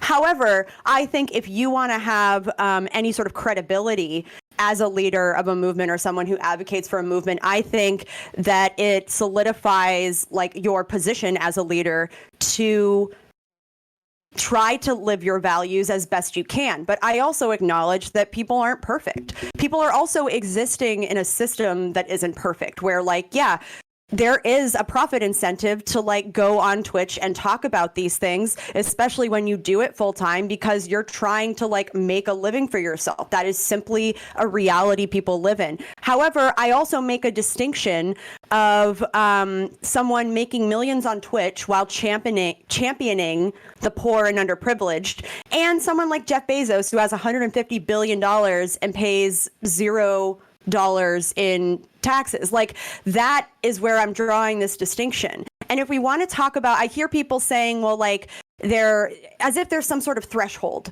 that Hassan needs to hit in order for his contributions to be like good.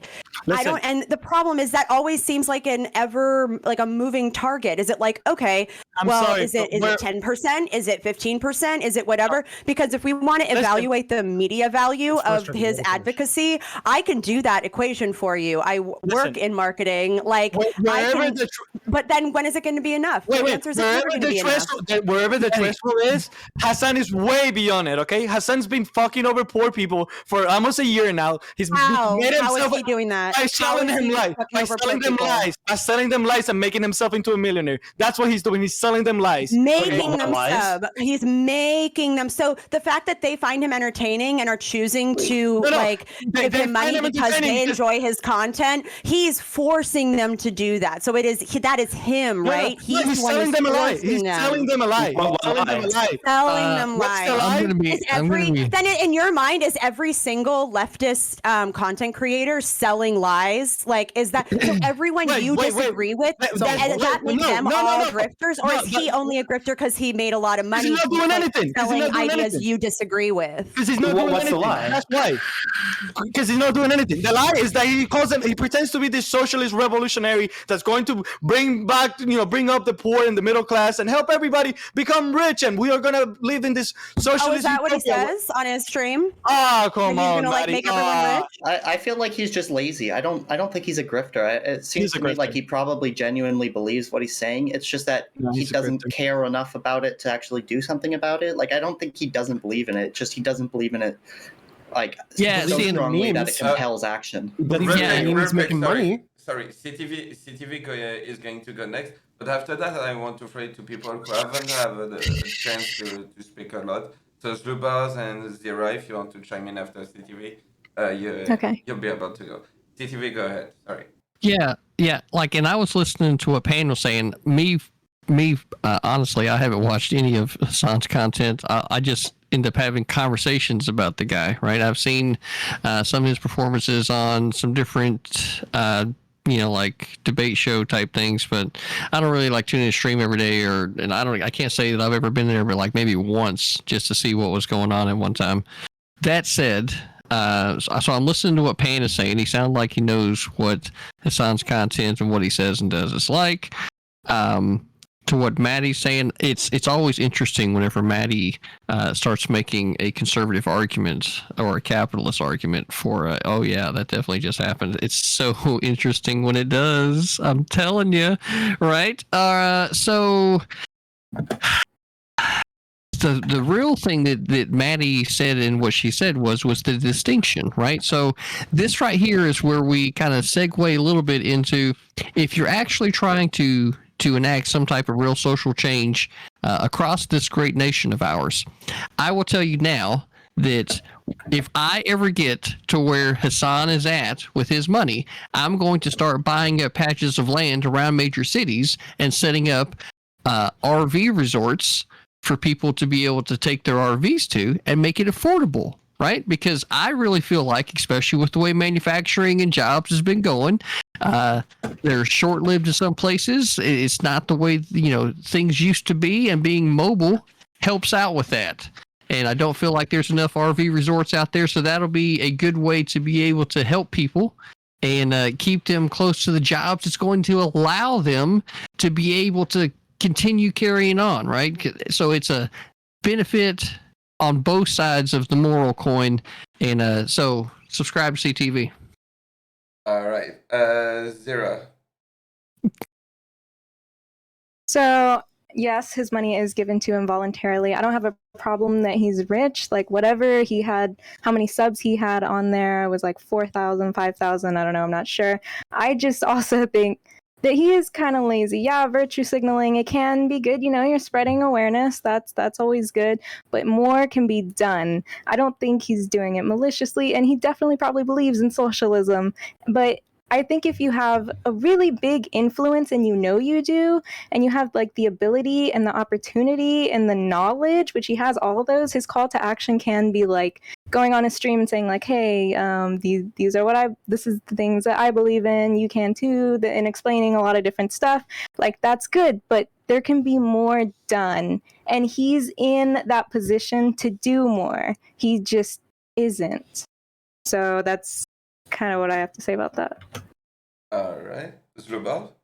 Yeah, he's definitely lazy. Like, you could look up how many times he's voted in the past, and he's voted 2 times. He's only voted in the 2020 and the 2016 presidential elections. He didn't even vote in the recall election. And like the bad thing is that even in California, like, your ballot comes to your door. You don't even need to go out of your house technically. So like, it's not even that he doesn't even do the bare minimum. But like, I totally hear what like Maddie and Oleg are saying, that there's no necessarily like moral necessity. I'm just talking from a practical point of view, where people can just kind of see this and just say like, this guy's trying to say that we should change the way that our entire economy is structured, but won't change. He won't even like put a letter in the mail. And I find that, I think a lot of people would be, put off by that. No, I mean, we definitely need to maintain standards, because if you think about it, again, like every day or oftentimes I go and I criticize Tucker Carlson because I've watched him go on to an Andrew Yang interview and tell us that he wanted a federal jobs program. Like under those same measures, I could then say he's a populist because he says a bunch of stuff and never does anything. So I do agree that we do need to hold people to some account. It's just the question seems to be very arbitrary. And I think Maddie has touched on this, where it seems like we're saying you need to do more, but that's never really been defined. And rather than have an actual discussion within a community, or rather have that be a discussion point that we want to take, it just feels like it turns into he's just shit because he literally doesn't do all these things, without having the discussion of what is it that we do expect out of him. Look, I agree with a lot of people here. I think Hasan is a fairly lazy, quote unquote, leader, or whatever as you call it. I do agree. And that I wouldn't be in this space if I liked all the leaders of the left, because I would be happy with them as the leaders of the left. But it is fair that we do need to understand that you can't just turn around and expect people to move mountains, especially when you look at a lot of people and say, I know he's independently wealthy. I think he grew up pretty rich, but you do have to say that it's also been a pretty short amount of time to just turn around and expect them to have a new political action organization started, or to expect them to be able to immediately turn all their stuff into advocacy. It can be very difficult. And I do feel like we've seen a lot out of him, and we've still seen a lot out of other leftists too, that have at least showed me to say that I think you could do more, because we've seen people like Bosch, for example, make a website available, have a server administrator where you can just get a website for leftist content creators. They can just have a website where they don't have to pay for it. Like those type of things are where I want to see more advocacy. So I do agree we can do more.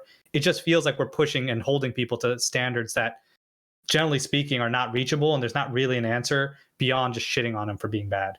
Yeah, and just on the back of that, small enterprises, very small, anything. Does anybody have anything really on this guy that he's done anything small? You said.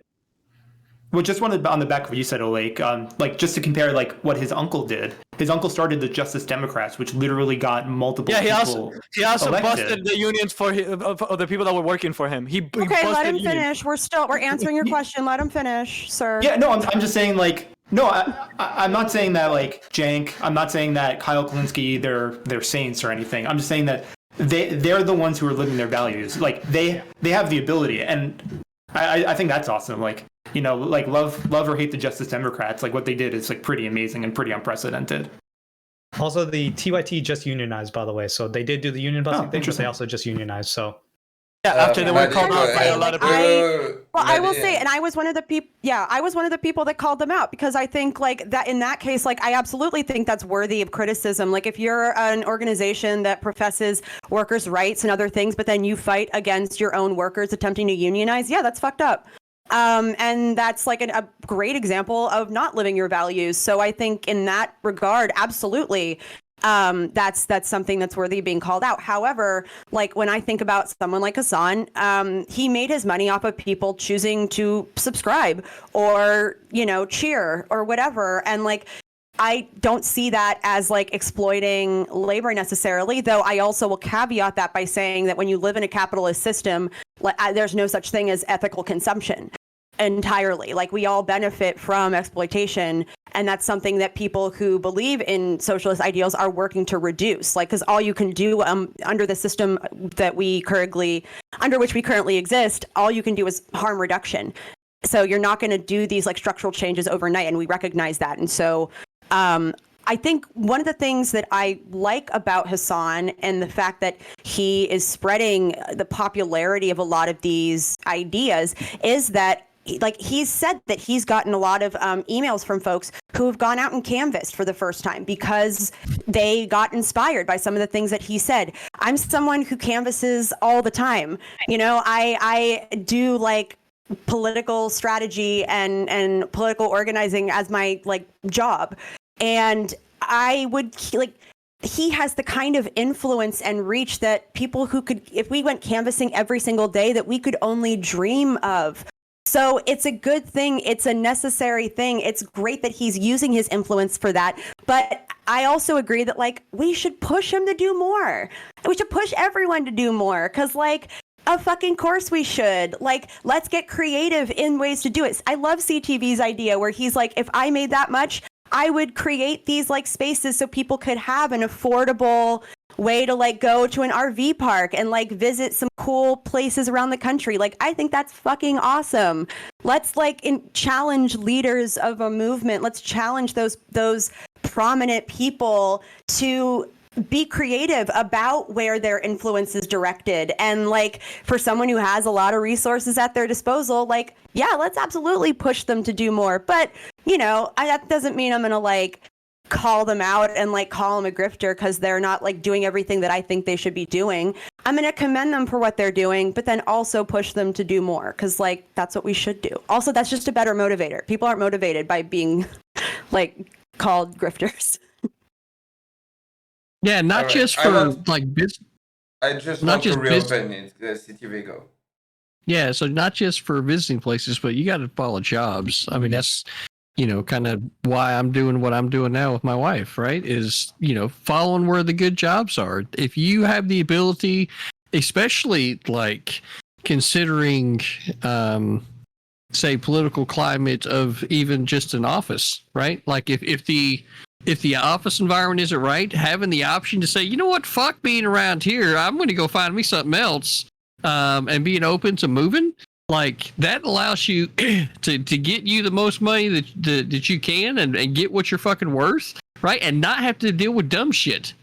You know what I mean? So it's a fucking win-win, baby. Like it's a modern day wagon train. You know what I'm saying? Get you a fucking RV parks. I'm telling you, if I get that kind of money, it's exactly what I'm doing. Yeah, but then we'd also have a lot of CTV and Speedos all over the place. That's the fuck is wrong with that?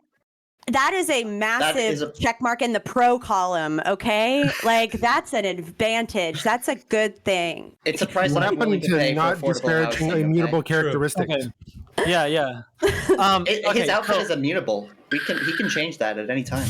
No. hope he CTV doesn't. without his Speedo is not CTV. You're eliminating his soul, you fucking Is he bigot. not CTV right now? Okay, so I mean, I find it hilarious. Listen, I'm not jealous of Hassan making a lot of money. Good for him. Okay, I'm a fucking ANCAP. I don't want anybody to get taxed. Okay, that's it. My problem is not with him, like, having a lot of money. Okay, my problem is with him lying. Okay, he's a liar. Now, the whole panel, all the lefties on the panel have been doing for a while what it's known as the continuum fallacy, where pretty much you ask us to draw a line, and then whatever we draw the line, you're gonna say, well, that's arbitrary. That's a continuum fallacy. It's what you've been doing for a while. Now, I wanted to call Maddie out because Maddie, what you've been saying, you were said during the whole Batman conversation was that Batman is not doing more and he needs to do more. Blah blah blah blah blah blah. He's a billionaire. Like I said, there's a difference between a millionaire who made their money on streaming and a kid who inherited billions of dollars and then chose to become a violent vigilante that's self-deputized. Hassan, it's literally part of the 1%. Okay, he's not just a millionaire. I mean, technically so am I, but he's a multimillionaire. Okay, he's a multimillionaire. He's not a millionaire. He's a multimillionaire. He makes as in more than 1 million. Also, didn't that sound inherent from his uncle? Yes, yes. He's literally it's little classical despotism. Listen, to me, this is $1 billion is $1 million. Just want to like. Nope, it is not. It is $1,000 million. It's $1,000 million. Like Jeff Bezos has $100 million or $100 billion. Jeff Bezos is not a socialist. He doesn't have the moral. He's not making the moral claim that he has to give money away. So Jeff it's Bezos a moral thing. Yes, it is a moral thing. I guess you don't believe in morals. That's okay. Thing that I didn't say. You literally said it, but okay. Listen, to me, this is not surprising. Roll tape.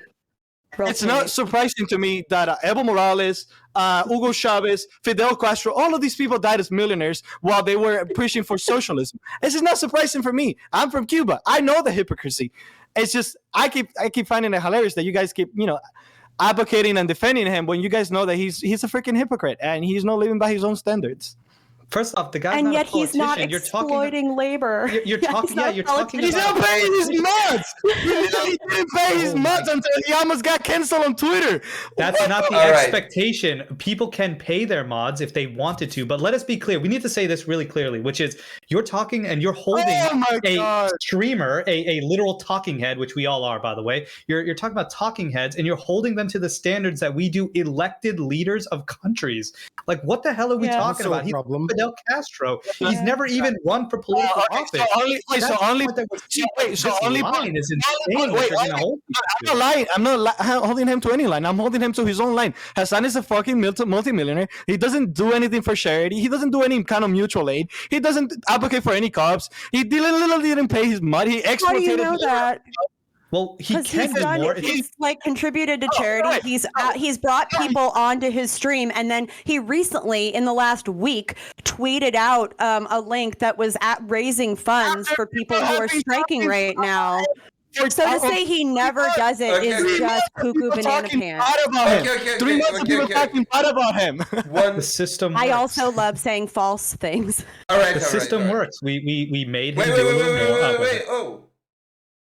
Okay, I want to pray to montrealplayer who has been patiently waiting to talk. And please, one at a time. Like, when you speak at the same time, we cannot hear any of the points. So, yeah. Go ahead, Monty. Yeah, I really want to see one fucking enterprise, one fucking minor startup, okay, to build infrastructure that socializes risk and reward, okay, between anybody. All right, seriously, contribution, 1/6 contribution to a fucking food co-op somewhere, literally anything, please, okay. Jeez, all right, and like, why do we value this surface level fucking do nothing but say all the right things, and we give this value in our society? Like, what the fuck is wrong with us? Why is urban California become the fucking world? Okay, with this fake shit all over the place, and we fucking elevate it to like to massive heights. This is ridiculous, man. This is fucking ridiculous. I'm sorry, I can't stand this. Whatever. It's not just Hassan. Hassan, I don't have a problem with, just because whatever. Parasite's gonna parasite. I said it, right? But man, it's just to see all this stuff not happening. There's no way you actually care about the fucking, if you support this person, you actually care about the fucking values that you espouse. I mean, like, maybe you say you care, maybe you justify it, you rationalize it, I guess. Okay, but this is some emotional bullshit that you're acting out, and I don't think it's based in reality. I think if you track back in your motivations, it's going to come down to something completely different, and that's it. That's really the only problem I have. It's this rent seeking doesn't create any fucking value for society, but gets elevated. Okay, and the same thing goes for our politicians, honestly. Okay, really, I mean, we put people in charge who are essentially say the right things to con a block of people into voting for them. Like, that's how we're fucking deciding how to do shit, right? Come on, this is ridiculous anymore. There's no stake. We elect people, we elevate people, okay? And if they don't, and if what they say is bullshit, if they're completely wrong and stuff like that, they suffer no consequences. They suffer zero consequences. They just say, oh, it was someone else's fault. My ideas would have worked if it wasn't for these other people, okay? My ideas would have worked if it wasn't for those people not cooperating with my ideas, so really this is all their fault. Like, it's always the same fucking excuse with people, okay? And we keep falling for it over and over again. You wonder why things are fucked up. Okay, go ahead. I'm done. Problematic, Pan. Go ahead. Yeah, well, so I agree with all this thing, but I was kind of curious about what everyone else thought about what he's doing to the socialist brand. Like, whether or not, do you think he's diluting it or helping in a positive way? Because I don't think that all attention is positive for an ideology. One of the questions we were talking about was, is it important to gatekeep ideology? And I feel like if there was someone similar in, like, on my side of the political aisle who basically just diluted what people meant by, like, the term that I like to associate with, I would be a little bit pissed. What do you guys think that Hassan is a socialist, or do you think that he's helping the discourse around socialism or stuff like that? I'm genuinely curious. I think in the real world, no one gives a shit about Hassan. Like, I do actual, like, real life political organizing, and like the world of like Twitch politics does not really it's not as influential as I think people think it is. It is in terms of like younger people getting interested in following politics, but we want to say like the socialism brand as a whole, like the mass, like the majority of the populace, like of our, not only our country, but the world, like they don't fucking give a shit. They don't know who Hassan is. They don't like give a shit about him. It's not like affecting their actual perception. If you did actual polling on the perception of like what socialism is, because they have, a number of polling places, including like Pew Research and other things, do like massive polling, and like the perception of socialism or policies that are considered quote unquote socialist are actually up among all younger demographics. And this includes those who self-identify as Republicans. So young people who identify as Republicans no longer have as much of a negative view of a policy that's quote unquote socialist or socialism as a whole than they did even like 10 years ago.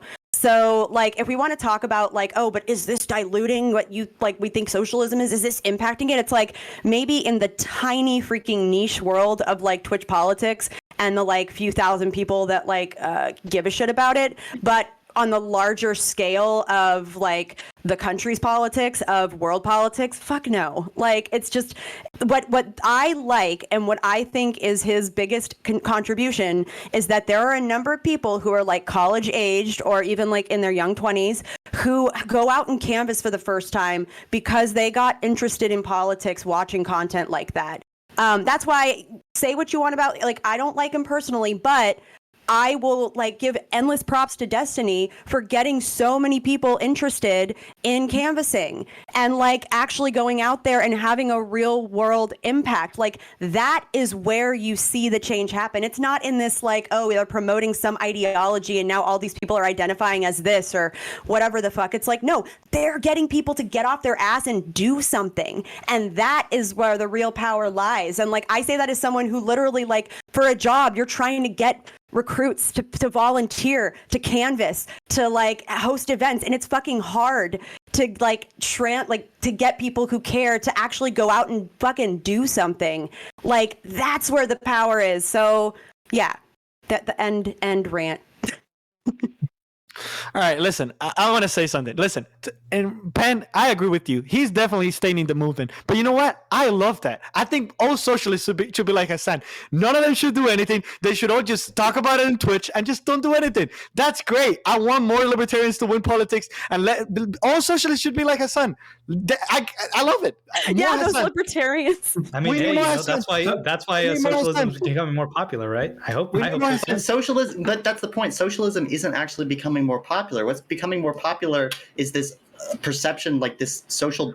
It's basically social democracy that's becoming more popular. It's just because people are reassociating the word socialist. But that's the good point, right? It's about policy. It's about not if you have advocating for different things. That's why we say we don't want to gatekeep a term and say, right, but I'm a socialist. Like, who cares? If you social democracy, what do you mean who cares? If you have social if you have socialist inclinations, right? You want socialist policy change to happen. And what's being advocated under your tag is social democracy, which, yes, Lucas, you're right, is like a very revisionist form of socialism, but it's kind of capitalist too. It's a phased approach. It could be a phased approach within the capitalist infrastructure. Yeah, and even then, we should all be clear that that's why we don't. But that's the Nordic countries are more capitalist than we are. We have more of a mixed economy than the Nordic countries. Okay, what are you talking about? And yet they have free health. They have free healthcare. They have free public education, K through 16. They have public housing. They have better like social safety nets. They are killing us. They're killing us in terms of the Human Development Index. Holy. They have. Okay, real Sorry, Mr. Geek. I don't want to hear this. Does anyone has any like hearing problem or anything? Désolé, mi amor. Okay, CTV got an excuse. 0-2. That's it. Like everyone else, like when I speak, no one speaks. Rule number 1. Next time I'm muting. I want to hear the rest of Maddie's point, and after that, Lucas, you can answer. And after that, I want to reopen it to everyone. Yeah, so I think also, as I like stated multiple times, it doesn't really matter if you're like, I'm a this socialist or I'm a that socialist or I'm a whatever. At the end of the day, like in our current, that might be great for your own personal ideology, but what actually is going to make a difference is harm reduction. So when we talk about like promoting socialism or socialist ideas, I would say it's an absolute win if people start looking more favorably on things like democratic socialism, even though is it full hardcore socialism?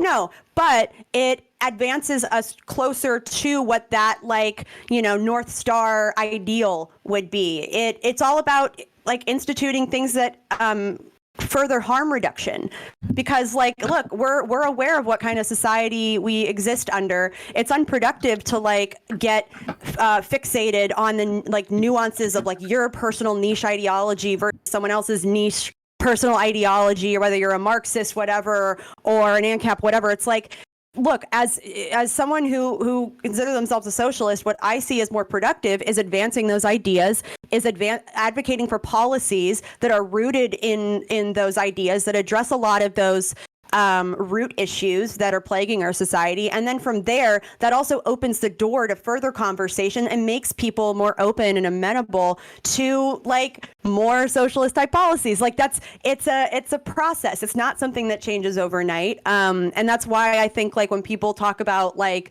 oh, you're going to make socialism look bad, it's like, well, the data says we don't. The data says, in fact, people are more in favor of it. And to be perfectly honest, that would happen even if like Hassan truly was like an evil grifter, because our current system is fucking people over. And when people consistently get fucked over for no fault of their own, turns out they feel a little bit more amenable to things that promote like a strong social safety net when they get a bill from the hospital for like $30,000 because like they got hit by a car. Like, turns out like we don't have to do shit to advance that kind of like favorability on socialism. Like, capitalism's doing a really good job of showing why socialism would be a hell of a lot better.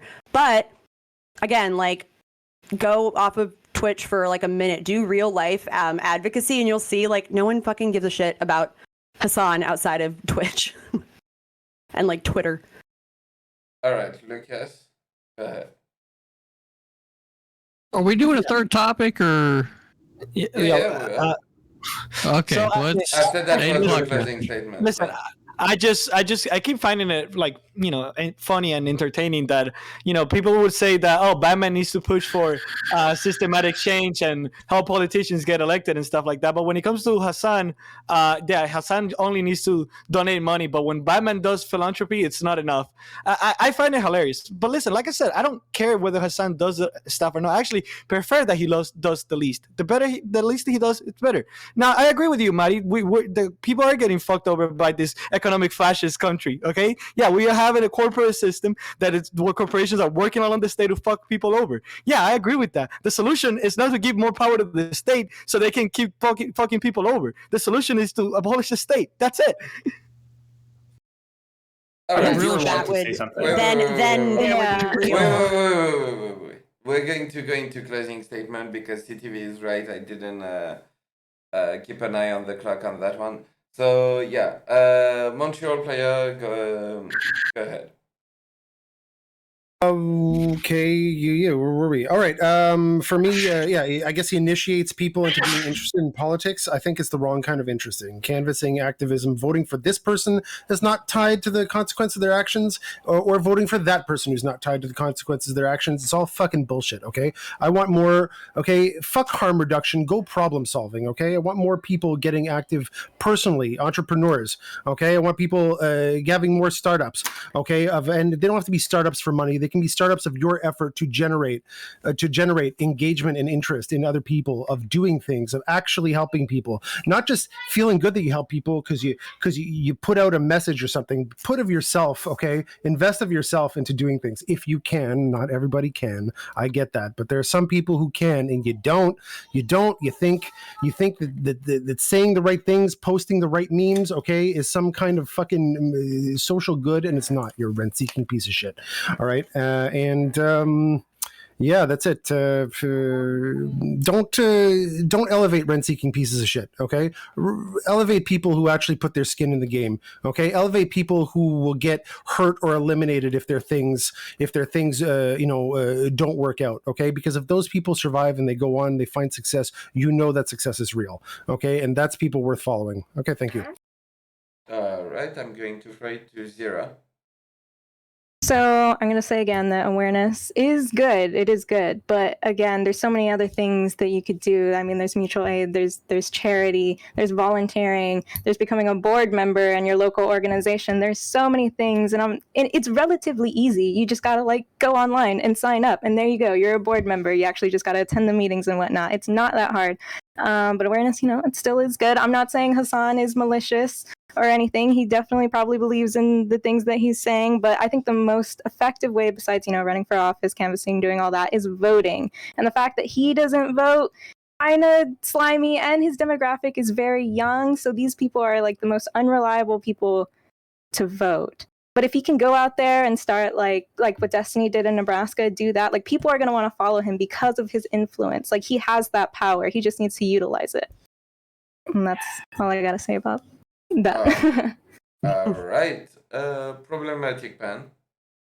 Yeah, so I kind of want to use this to address kind of what I meant by the question. So as a person who's libertarian, right, recently we've seen a lot of conservatives adopt that label for themselves. And it's come to the point where when people hear the word libertarian, at least in public life, it's much better online. They think, oh, so you're a Republican, right? And that's the type of ideological delusion that if I were a leftist, I would be worried that's happening to the term socialism, that it's getting diluted to the point where the ideas and stuff that you support and care for aren't actually part of the movement that shares that term. That's my main concern, and that's why I think that there needs to be, I agree with that there shouldn't be like super niche gatekeeping, like, oh, well, if you're not I don't know, some really niche, if you're not a Georgist, don't talk to me, right, that thing like that. But I do think it's very important to have boundaries for our terms, or else they're meaningless. I don't see what's the point of having a group association if that group association just includes everything. All right. Maddie. Yeah, so I learned today that millionaires and billionaires are the same thing, and they hold the same amount of economic power. So that was a fun thing to learn. I had no idea. This is going to be very influential in terms of changing my political ideology. So I guess, again, like, I think this condemnation of Hasan and the fact that like he's been successful because people paid to watch his content, I think it's a little misplaced. I do think that it's good and positive for the movement as a whole for us to push not only Hasan, but also other prominent socialists and even progressives to do more, to advocate for their values, to live their values, the same way that I think that people who advocate for anything, whether it's like feminism, whether it's like LGBTQ plus rights, to like embody those values. Like if you're going to be advocating for feminism, like don't be a misogynist, like make sure to confront your own internalized stuff. Same thing with socialists. Like I'm not expecting perfection. That would be insane. But I'm going to recognize the things that you are doing and where you have a net positive impact. But of course, I'm going to push you to do more. So I think that's something that I'm committed to going forward with the like zero sway I have on Hasan, but collectively we might have that impact. And I would love to see more streamers do what Destiny did both in Georgia and Nebraska, which is to like mobilize people and actually get them out volunteering, get people out canvassing, get people attending their local school board meetings. That's actually one thing that Joe Lewis does all the time, is he talks about when he goes and attends his local school board meetings and what was talked about, what was discussed, what things were decided, and encouraging his viewers to do the same. That is where I think we will have a measurable impact. And yeah, and I want Lucas to remember that Batman isn't real. So just like Batman's not real. He's not a real person. All right. I'm sorry. I'm going to throw it to Lucas. Yeah, I mean, yeah, of course, Batman's not a real person. I just wanted to point out the hypocrisy on holding different moral standards to people in similar conditions. But yeah, I mean, like I said, I don't care that Hasan is not doing anything. Like I said, I want him to do less. But I wanted to talk about what Problematic Pen was saying, and I agree with him on that. Yeah, a lot of us libertarians, actual libertarians, have a problem when conservatives, like there's quote unquote Republicans, are are literally calling themselves libertarians when in reality they're not. There is a difference between, like, I would consider somebody like CTV, who is a constitutional conservative, way closer to a libertarian than the average conservative. And there's a lot of like conservatives that are just shotgun people that call themselves libertarians because they want to smoke weed, and we definitely have a problem with that. And the fact that socialists don't have a problem with people that are no socialists calling themselves socialists, it's really hilarious. All right. Looks like CTV dropped. Yeah, CTV had to rated go, unfortunately, but yeah. Twitch.tv/CTV, go follow him, and thank you for the raid, by the way. Yeah. I'm going to throw it to Oleg. Yeah, I think that once again, we just have to reiterate the same point, which is you can hold somebody to do more. You can request that they do more. You can even say that it's a good thing for them to do more. And I don't think anybody really on the left is saying they shouldn't do more. There's only a few people out there, I think, that I've seen really making that point. Generally, what I've seen is there's been a push to say, can a person like Hassan do more for the cause? And I think we all agree with that.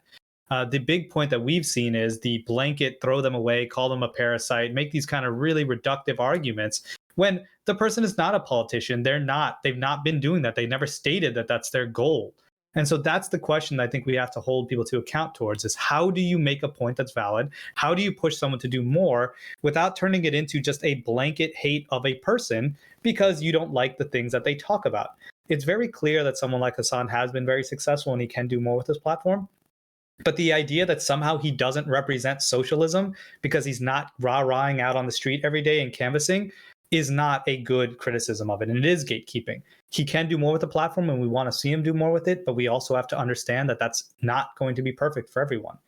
This community as a whole, and I think I've been heartened to see it on the left, has been pretty active in trying to make him change and improve. And I would argue that, let's talk about the libertarian conservative issue. Sure, congratulations on the gatekeeping thing, but libertarians by and large keep voting Republican and they keep giving them power. So why do I need to listen to a bunch of libertarians or conservatives tell me how to platform or how to fix a movement? I've seen so much more movement on the left than I've seen at all on the right. So I just feel like we need to be very clear that this discourse is the important part for me. Even if Twitter, even though I consider it a cesspool in general, even though I'm on it, follow me, of course, it is important to note that that discourse did potentially move him and has caused leftist creators to do more. And so I'd say we're on a good track. We're seeing that happen. And that's the kind of accountability that I want to see within the left, because honestly, I don't see it anywhere else. People like Tucker Carlson have taken on the label of populist. Nobody's out there to say anything about it. People have talked libertarianism. Politicians have talked about libertarianism by pointing guns and shooting little pictures or models in commercials for years now, and nobody says a thing about it. As I said, we need to see more action in the community by and large, rather than finger wagging and saying, "Oh, how dare you be rich? How dare you be successful? How dare you not be, burning yourself at the pyre of solitude, at the pyre of poverty to get by." All right, I'm going to pray to Slubaz. Yeah, I think Maddie makes a great point, is that Hassan's probably like a net good. I think that like people who are being inspired to go out to, to run for office, maybe to at least like go and testify in their local city council or whatever, is way outweighed by any kind of hypocrisy that may or may not exist on Hassan's side. I think that's pretty clear. I'll say on the other side, it's not as clear that there's any good there. Like who's the biggest conservative content creator on YouTube or whatever is probably Steven Crowder, who's like a ghoulish figure. I can't even think of a good, like, big conservative guy. So I think that Ben Shapiro. He's not a good guy. I'll say that.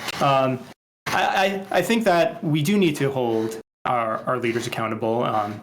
And as a guy I follow on Twitter, James Matlock, says, posters can change the world. So just keep posting and we'll change the world one tweet at a time. All right. Real quick, did I forget anyone? That's true. No one? Okay. Mr. Geek, can you do a CTV impression as his closing? Listen. Let's hear your greatest Southern accent. Yeah. The reality the drug war. The drug war. Smoke. That's right. why we need to go back to the Constitution. Okay, and in state the United States of the world. Okay, that being said, we're kind of running late, so we're going to jump into the next topic. But again, big thank you to everyone for being here tonight. Really appreciate it. So yeah, everyone go follow our wonderful guest. And thank you to Danabo for putting all of this together. And with that being said, we're going to jump into the next topic, which is a fun one. All right. Fork, spoon, chopstick. What is the right utensil for eating macaroni and cheese? All right. I'm going to start with Maddie. Oh, okay. I think as much as I love forks, because big fan, they're easy. Chopsticks are so freaking, when you see people that know how to use chopsticks, have grown up using chopsticks, they're so damn versatile. And like you can do whatever you need with them. Like when I make like scrambled eggs or omelets or whatever, you know what I'm using to like flip them and to do like create them in the pan when I'm doing it? I use chopsticks because like the amount of detail you can get where you want it to go a certain way, like you can't beat that. And again, forks, easy. You stab something, it's great. With like steak, makes it easy. But there's something about chopsticks that I just enjoy. And I think, you know, it's an easy way to flex too. Cause like if you can grab one grain with chopsticks, the amount of control you exhibit, that is something to be admired. So I think I'm team chopsticks. Not the size of the chopsticks, okay? It's how you use it, right? Go ahead. Right, absolutely. Oh my gosh, if you can do that, if you can use like tiny chopsticks. Sorry, you're right. You're right. Montreal, go ahead. No, it's okay. If you're going to add to my stupid chopsticks joke, please go ahead. But no, right. I mean, clearly the most efficient way to eat mac and cheese is the spoon, right? But yeah, I gotta say the chopstick. You know what? If you like savoring your food, if you like, you know, enjoying it, I love eating rice with chopsticks on, and that's even smaller, right? And just pack it up into little chunks, pick it up very, very delicately, and shove it into your mouth. You can actually do it quite quickly. You could probably finish off a bowl of mac and cheese on chopstick. I've never tried, but I mean, it seems totally plausible. Anyways, but yeah, if you like savoring your food, chewing, you know what? Eating your food slowly is probably better for your digestion, right? So it seems to me like if your goal is to shove mac and cheese into your mouth as fast as humanly possible because you're in a rush, then it's got to be spoon. But if your goal is to enjoy a delicious homemade, you know, cauliflower and chicken mac and cheese bechamel sauce or something like that, maybe you should go with chopstick. Maybe you should go to chopstick and savor every bite, okay? And yeah, you're going to look sophisticated doing it. So your health is better for eating all these carbs, even though because you're digesting them slowly, okay? You look more sophisticated. You look like a G, right? With fucking chopsticks and stuff. So that's it. What do you want? Do you want to be more fuckable or less fuckable? More fuckable, chopsticks. Less fuckable, get fat, shovel into your mouth. It's got to be the spoon, okay? It depends. How do you want this to affect your fuckability? That's really what the real question is. Thank you. I love that. All right. I'm going to fray to Zero. Well, originally I thought spork, but I know that that's not an option because that's cheating. So I was thinking fork, but for me it is easier. But Monty's right, and spoon, you can shovel it, and that's a lot easier. But I do have to go with chopsticks. It is super extra, but in the most stylish way. So I think it's a winner. And if you want, you can put them in your hair. Like that's true. Exactly. Hopefully before After you you've do eaten mac and cheese. Yeah, I wouldn't know before anything you. about that. only if you party. Oh my Lick God. it clean. All Lick right, it clean. It'll go in your hair. Lucas, go ahead. Lick it clean. I want to go ahead and take a centrist position. The best way to eat macaroni and cheese is with a spork. Okay, you have the advantages of a fork. You can fork it, you know, and if you want to eat fast, you just use it as a spoon, and then you can do both. Okay, the spork is the best solution for the macaroni and cheese. Oh my God, both things. Fucking take a Boo this position, man. Lucas. What the fuck? All right. A spork is a formidable opponent. Slubas. Okay, so you might be calling me a bigot here, but I'm pretty intolerant to lactose, so I can't say I've had macaroni and cheese. But what I'll What I'll say is that I'm going to appeal to tradition here, and I'll say it's not traditional to eat mac and cheese with anything but a fork. Therefore, I think that anything else is an inferior decision. We have to respect the creators of mac and cheese and eat it with a fork. Utensil conservative, huh? Originalist. Wasn't gonna Originalist, already. We didn't go. All right, problematic plan. Go ahead. And all right. After that. Yeah, so I'm Team Fork, and I just want to address all of these stuck-up spork users out there who has fucking and chopsticks. You're not off the hook, chopsticks. That's pretty fucking stuck up too. But who's got sporks laying around the house? Like just Sporks and chopsticks are elitist. This is ridiculous. Like, hey, listen. I don't understand what Sporks you're are saying. great for minimalism. Wait. Opening statement. Opening statement. Yeah. So I can respect the spoon. I kind of go back and forth between thinking of whether I take individually a spork or individually a spoon. I don't think you can combine the two into some sort of hell-ridden amalgamation of a spoon and a fork. You have to choose one or the other, in my professional opinion. Now, I think what Montreal said about the spoon being more efficient is true. I hadn't actually considered that. I was fully on Team Fork when we started this discussion. But I think a spoon is a viable option if you're just going for efficiency and nothing else. So spoon or fork is fine, but not both at the same time. All right, and Olay. So I would say that the chopstick is meant to be used for grabbing individual things, generally for stir fries, that kind of thing, or just grabbing things one by one. And I don't feel like that's losing the purpose of what a macaroni and cheese is supposed to be. If we go by the standard Minnesota macaroni and cheese, one that is extra cheesy, about 10,000 calories of absolute saturated fat, it's almost impossible to eat that. One, you would be taking a long time to eat it, but you'd also be losing a lot of the cheese that you wouldn't be able to grab. That would be falling off your chopstick. So you need to have a spoon where you can pretty much just shovel a bunch of the noodles with all the congealed cheese that's all over the place. That gives you coronary heart disease, of course. But that's the way you have to eat macaroni and cheese. So I'd say spoon indeed. A fork is not good enough, way too violent, and just doesn't really get the cheese in the same way. The cheese is so gooey that the fork doesn't do anything to really hold it. Oh, the cheese is gooey, so it sticks to the macaroni. Like, do you live on Earth? No. You We're talking cannot. about Minnesota mac and cheese. Minnesota mac and cheese is literally my just fiance's food. My fiance's from Minnesota, and he's right. Like, they don't fucks around with like skimping on cheese. Okay, it's serious. But here's what I challenge you to do though. Like, if you've ever seen. Because, like, that's why if it's that cheesy and that much, like, it comes in a bowl, you can use the chopsticks to shovel it in your mouth where that bowl turns into a funnel. Like, that just means you have to use all... That's how you do but, it. like, but that's what I mean. So you get the utensils. versatility of chopsticks. That's what sporks are for. No, but that's the versatility of chopsticks. You can use it for that purpose. Or maybe it's like, oh, but I also want to, like, grab this little thing over here to like make my eating experience more enjoyable, then you can do that with chopsticks. I agree though. I am like a spork is a very close number 2 for me, and I wish there were more like fancy sporks rather than just the classic kind. A sport is the enlightened centrism of politics. So we no. Test it here. This fork is great. One, it's great for the environment because it combines two utensils into one, and it saves resources. Two, it has a lot of versatility. Okay, it has the advantages of a spoon, the convenience of a spoon, and it has the forkiness of a fork. Okay. The forkiness, we cannot, and who are we to discount the forky factor? Exactly. if you're shoving in it's just a half shallow fork. No one wants that. I mean, yeah, exactly. It's a half shallow fork, and also it's super pointy. If you're eating it like super fast, you could poke yourself with it. It's same with chopsticks. So it's a fork. Yes, that's because you have like. But when you have a fork, you're cognizant. Hold up. When you have a fork, you're cognizant of the fact that it's risky, right? So you're going to be safe with it because you know the danger. But with spork, it lures people into a false sense of security. No, I feel like you should just liquefy all food and then just have a straw.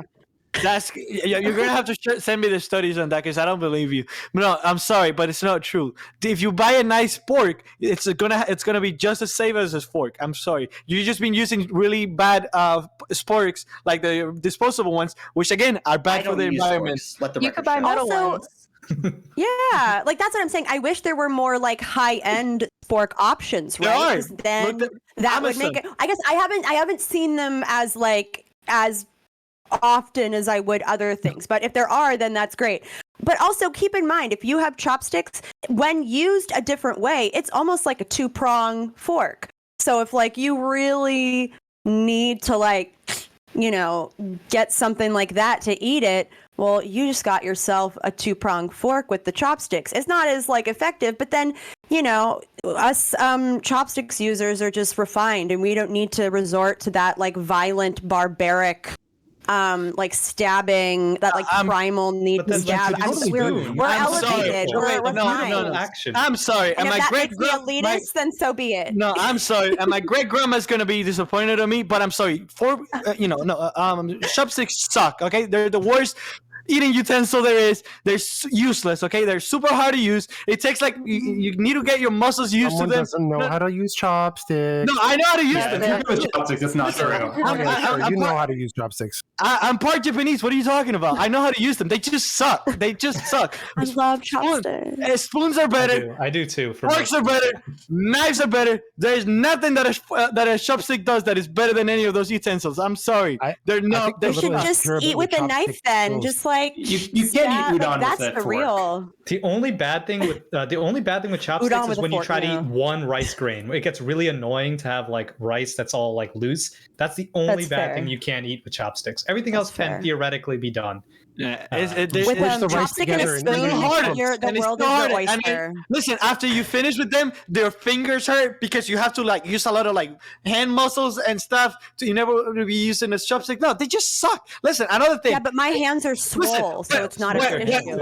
I'm a climber, so You're no selling problem. me on Team Chopsticks. Climate change. Oh, a climber, perfect. Yeah. No. Climate change is coming, okay? And when the apocalypse arrives, people are not gonna be using chopsticks, okay? They're gonna be using a spork because it has more convenience, okay? They're more How are they going to viable. manufacture the spork? How are they going to manufacture the spork? Huh? With the industry all gone, because the world's gone. No, you're going to use sticks. You're going to use sticks. What the fuck uses a stick? And an apocalypse, you use stuff metal that are more hygienic. Sticks get dirty easier. They're less Where are you hygienic. going to find that metal? Yeah, you have the smell. Where are you going to find it? Quick. They're reusable. Metal sparks are reusable. Okay, I guess. All right, I want to fade to 0. I think I don't know. I've seen you raise your hand. I don't know if that's if you wanted to talk or not. The polite way. Oh no, I still think that chopsticks ultimately win, but sporks are really good. Yeah, you can get a stainless steel one, reuse it, clean it. I don't think anyone's hurting themselves on sporks. I'd like to see how many people hurt themselves a year versus forks on that. But I think they're relatively safe, and sporks should be used. Well, to second. I'll give it second place. But chopsticks, yes, very stylish. Rather do that.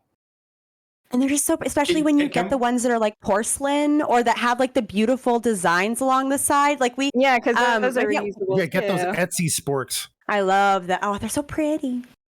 Can we just say that macaroni is just a terrible pasta shape and it's like what got to be one of the worst? Penne is so much better than macaroni. It's strictly better. That's why penne is so much better because there's inside and there's outside for whatever sauce vehicle that you want. Yeah, macaroni and cheese, like that, the pasta we're talking about is just for the like dousing it in some sort of vehicle, either sauce or cheese. Well, that's why like, oh no, you can't hear us? We can hear you. Oh, but he can't hear me saying that, so that's the point. But like I agree, penne is great too because it has the ridges on the outside, so that gives the sauce like an added place to like grip to it and stick to the pasta. Like, that's the best part. I agree. Like, there's so many other pasta shapes, or like if you want an amazing pasta, the best pasta for a cheese sauce, gnocchi. Oh my god, have gnocchi mac and cheese. Like done. It is. Is it really a pasta? Is it made out of potato? I would like it to is, say but it is pasta. potato, but it is a pasta. All right. With that, I think we're going to go Okay, so I just did some research, and if you go to thelunchtray.com Okay, real quick. a cancelled rant about the Wait. Problematic pen. Are you okay with this being your closing statement, basically? Like, because we need Sure, to end why it not? like we're running. Okay, yeah. Right. You can cancel. Someone just like, you need to mute him, and then someone just like message him and say like, no, I think it's on your end because we can hear you. so it's like not a us thing. Oh no, he's just not in the. Now he's in the Discord channel. He wasn't in the Discord. There we go. Sorry, That's sorry, what I was sorry. saying. There you go. Okay. All right, go ahead. What did I miss? Yeah, well, We're so- going into closing statement and problematic. Oh, values no. starting. All right, let's go. Yeah, so I did some research.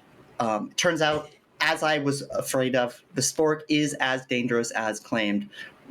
If you need to read more, you can go to thelunchtray.com/a canceled rant about the spork. And I will say, I had this information coming in. I did not just Google dangerous sporks, okay?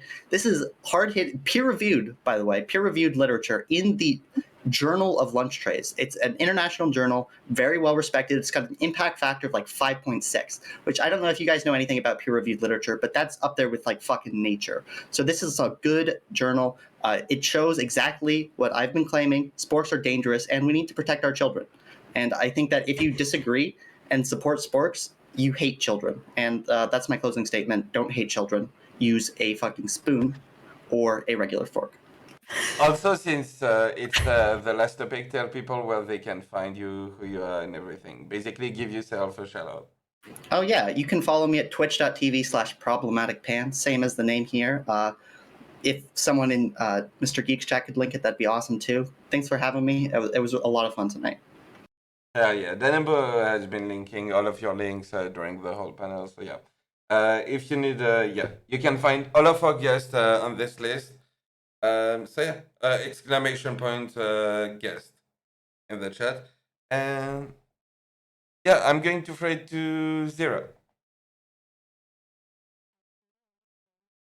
Zero. Again, my Twitch is 067, and right now all I'm doing is really playing games. But it was nice to chat with you guys. I was very excited to be here. It was my first panel. I was pretty nervous, so sorry for not talking as much, but thanks for having me regardless. Hey, listen, You did that's okay. great. That's the first panel. Thanks. You know? But yeah, thank you for being here, and you have a good one.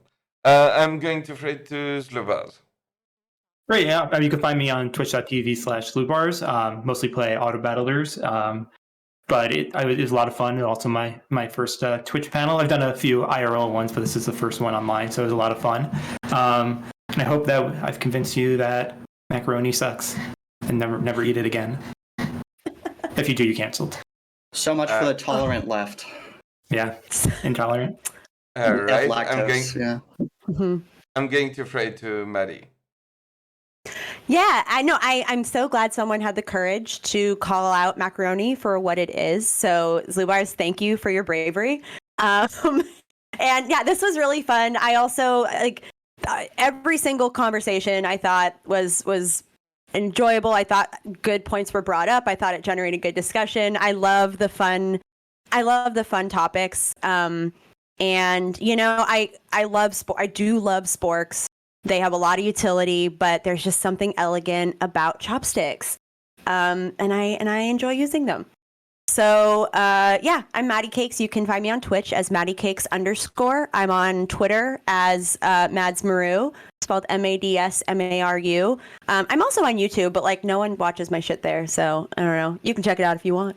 But yeah, and to all of you, if it's like your first panel or whatever, like welcome, do more. They're fun, and they're also sometimes a little more toxic than this one. So this is a solid introduction to the debate scene. All right, I'm going to throw it to Montrealplayer. Hello, I'm montrealplayer, twitch.tv/montrealplayer. When I'm not taking care of my family, it was my first priority above all things. When I'm not kicking ass, doing, I guess, professional stuff, which I'm not going to talk about, or contributing to my, I'm a conservative, by the way. When I'm contributing to the local food co-op that I helped found, I'm smoking a joint usually to relax at the end of the day. And I'm chatting with some people, and I'm doing that usually during the weekdays, somewhere around 10 o'clock whenever I sit the fuck down and roll the thing. And that's it. Come visit me, twitch.tv/montrealplayer. Even if you want to shout at me, I promise to give you a charitable, ear to listen to. All right. That's it. Thanks. And thanks, Geek. Thanks for inviting me. Love this. Anytime. Lucas. Yeah, once again, my name is Lucas Bustillo. You can find me on Twitch as Lucas_Bustillo, Bustillo. Stream about anarcho-capitalism. If you have any questions about it, you can come talk to me. I also stream video games and do the occasional boycott Blizzard because Blizzard is a horrible fucking company and I don't like them. But yeah, if you have any questions, you can hit me up, Lucas_Bustillo. Thanks for having me, Mr. Geek. Anytime. And yeah, real quick, did I forget anyone? Oleg? You got Yeah. Oleg. Yeah, let's go. Yeah, just a quick one. So yeah, just in general, thank you guys for having me once again. It was really fun to be on again. So that was really good. Good to see you, Maddie, as well. CTV, obviously not here, but good to see him as well. So thanks everyone for being here. You guys can find me on Twitch or Twitter at olaketv, or you can find me on YouTube under olake. So again, if you guys like watching this kind of stuff, political stuff from the left, I do a lot of content there, and I also do game streams and such. So definitely playing games as well. In regards to the final thing, saving the best for last, of course. The spork is a American imperialist invention meant to take from all things but be nothing, and that is not right. So we want something that really has character and heart. We don't want to see the great institutions of the fork and the spoon be turned into some mad, disgusting amalgamation of hate and just disgusting mediocrity. So please do not allow such things to exist. Fight for the rights of the spoon and the fork. Right. Well Who said. do you think you are playing God? How dare you? Disgusting. I just wanted to thank everyone and also to thank Danabo for organizing and putting together this panel. Twitch.tv/Danabo, ChurchTalkCBD.com, code Danabo, and you get 10% of your order. So thanks to him for organizing this, and thank you to everyone who was here tonight. I really appreciate all of you being here, and yeah, I hope you have a wonderful night. I'm going to say good night to my chat, and yeah, you have a good one. Thank you, guys. Awesome. Also, thank you Have a good to night, Geeks everyone. Cat. Yeah, thank you to Dan about Bye, everybody. Yeah, thank you so much. Wow.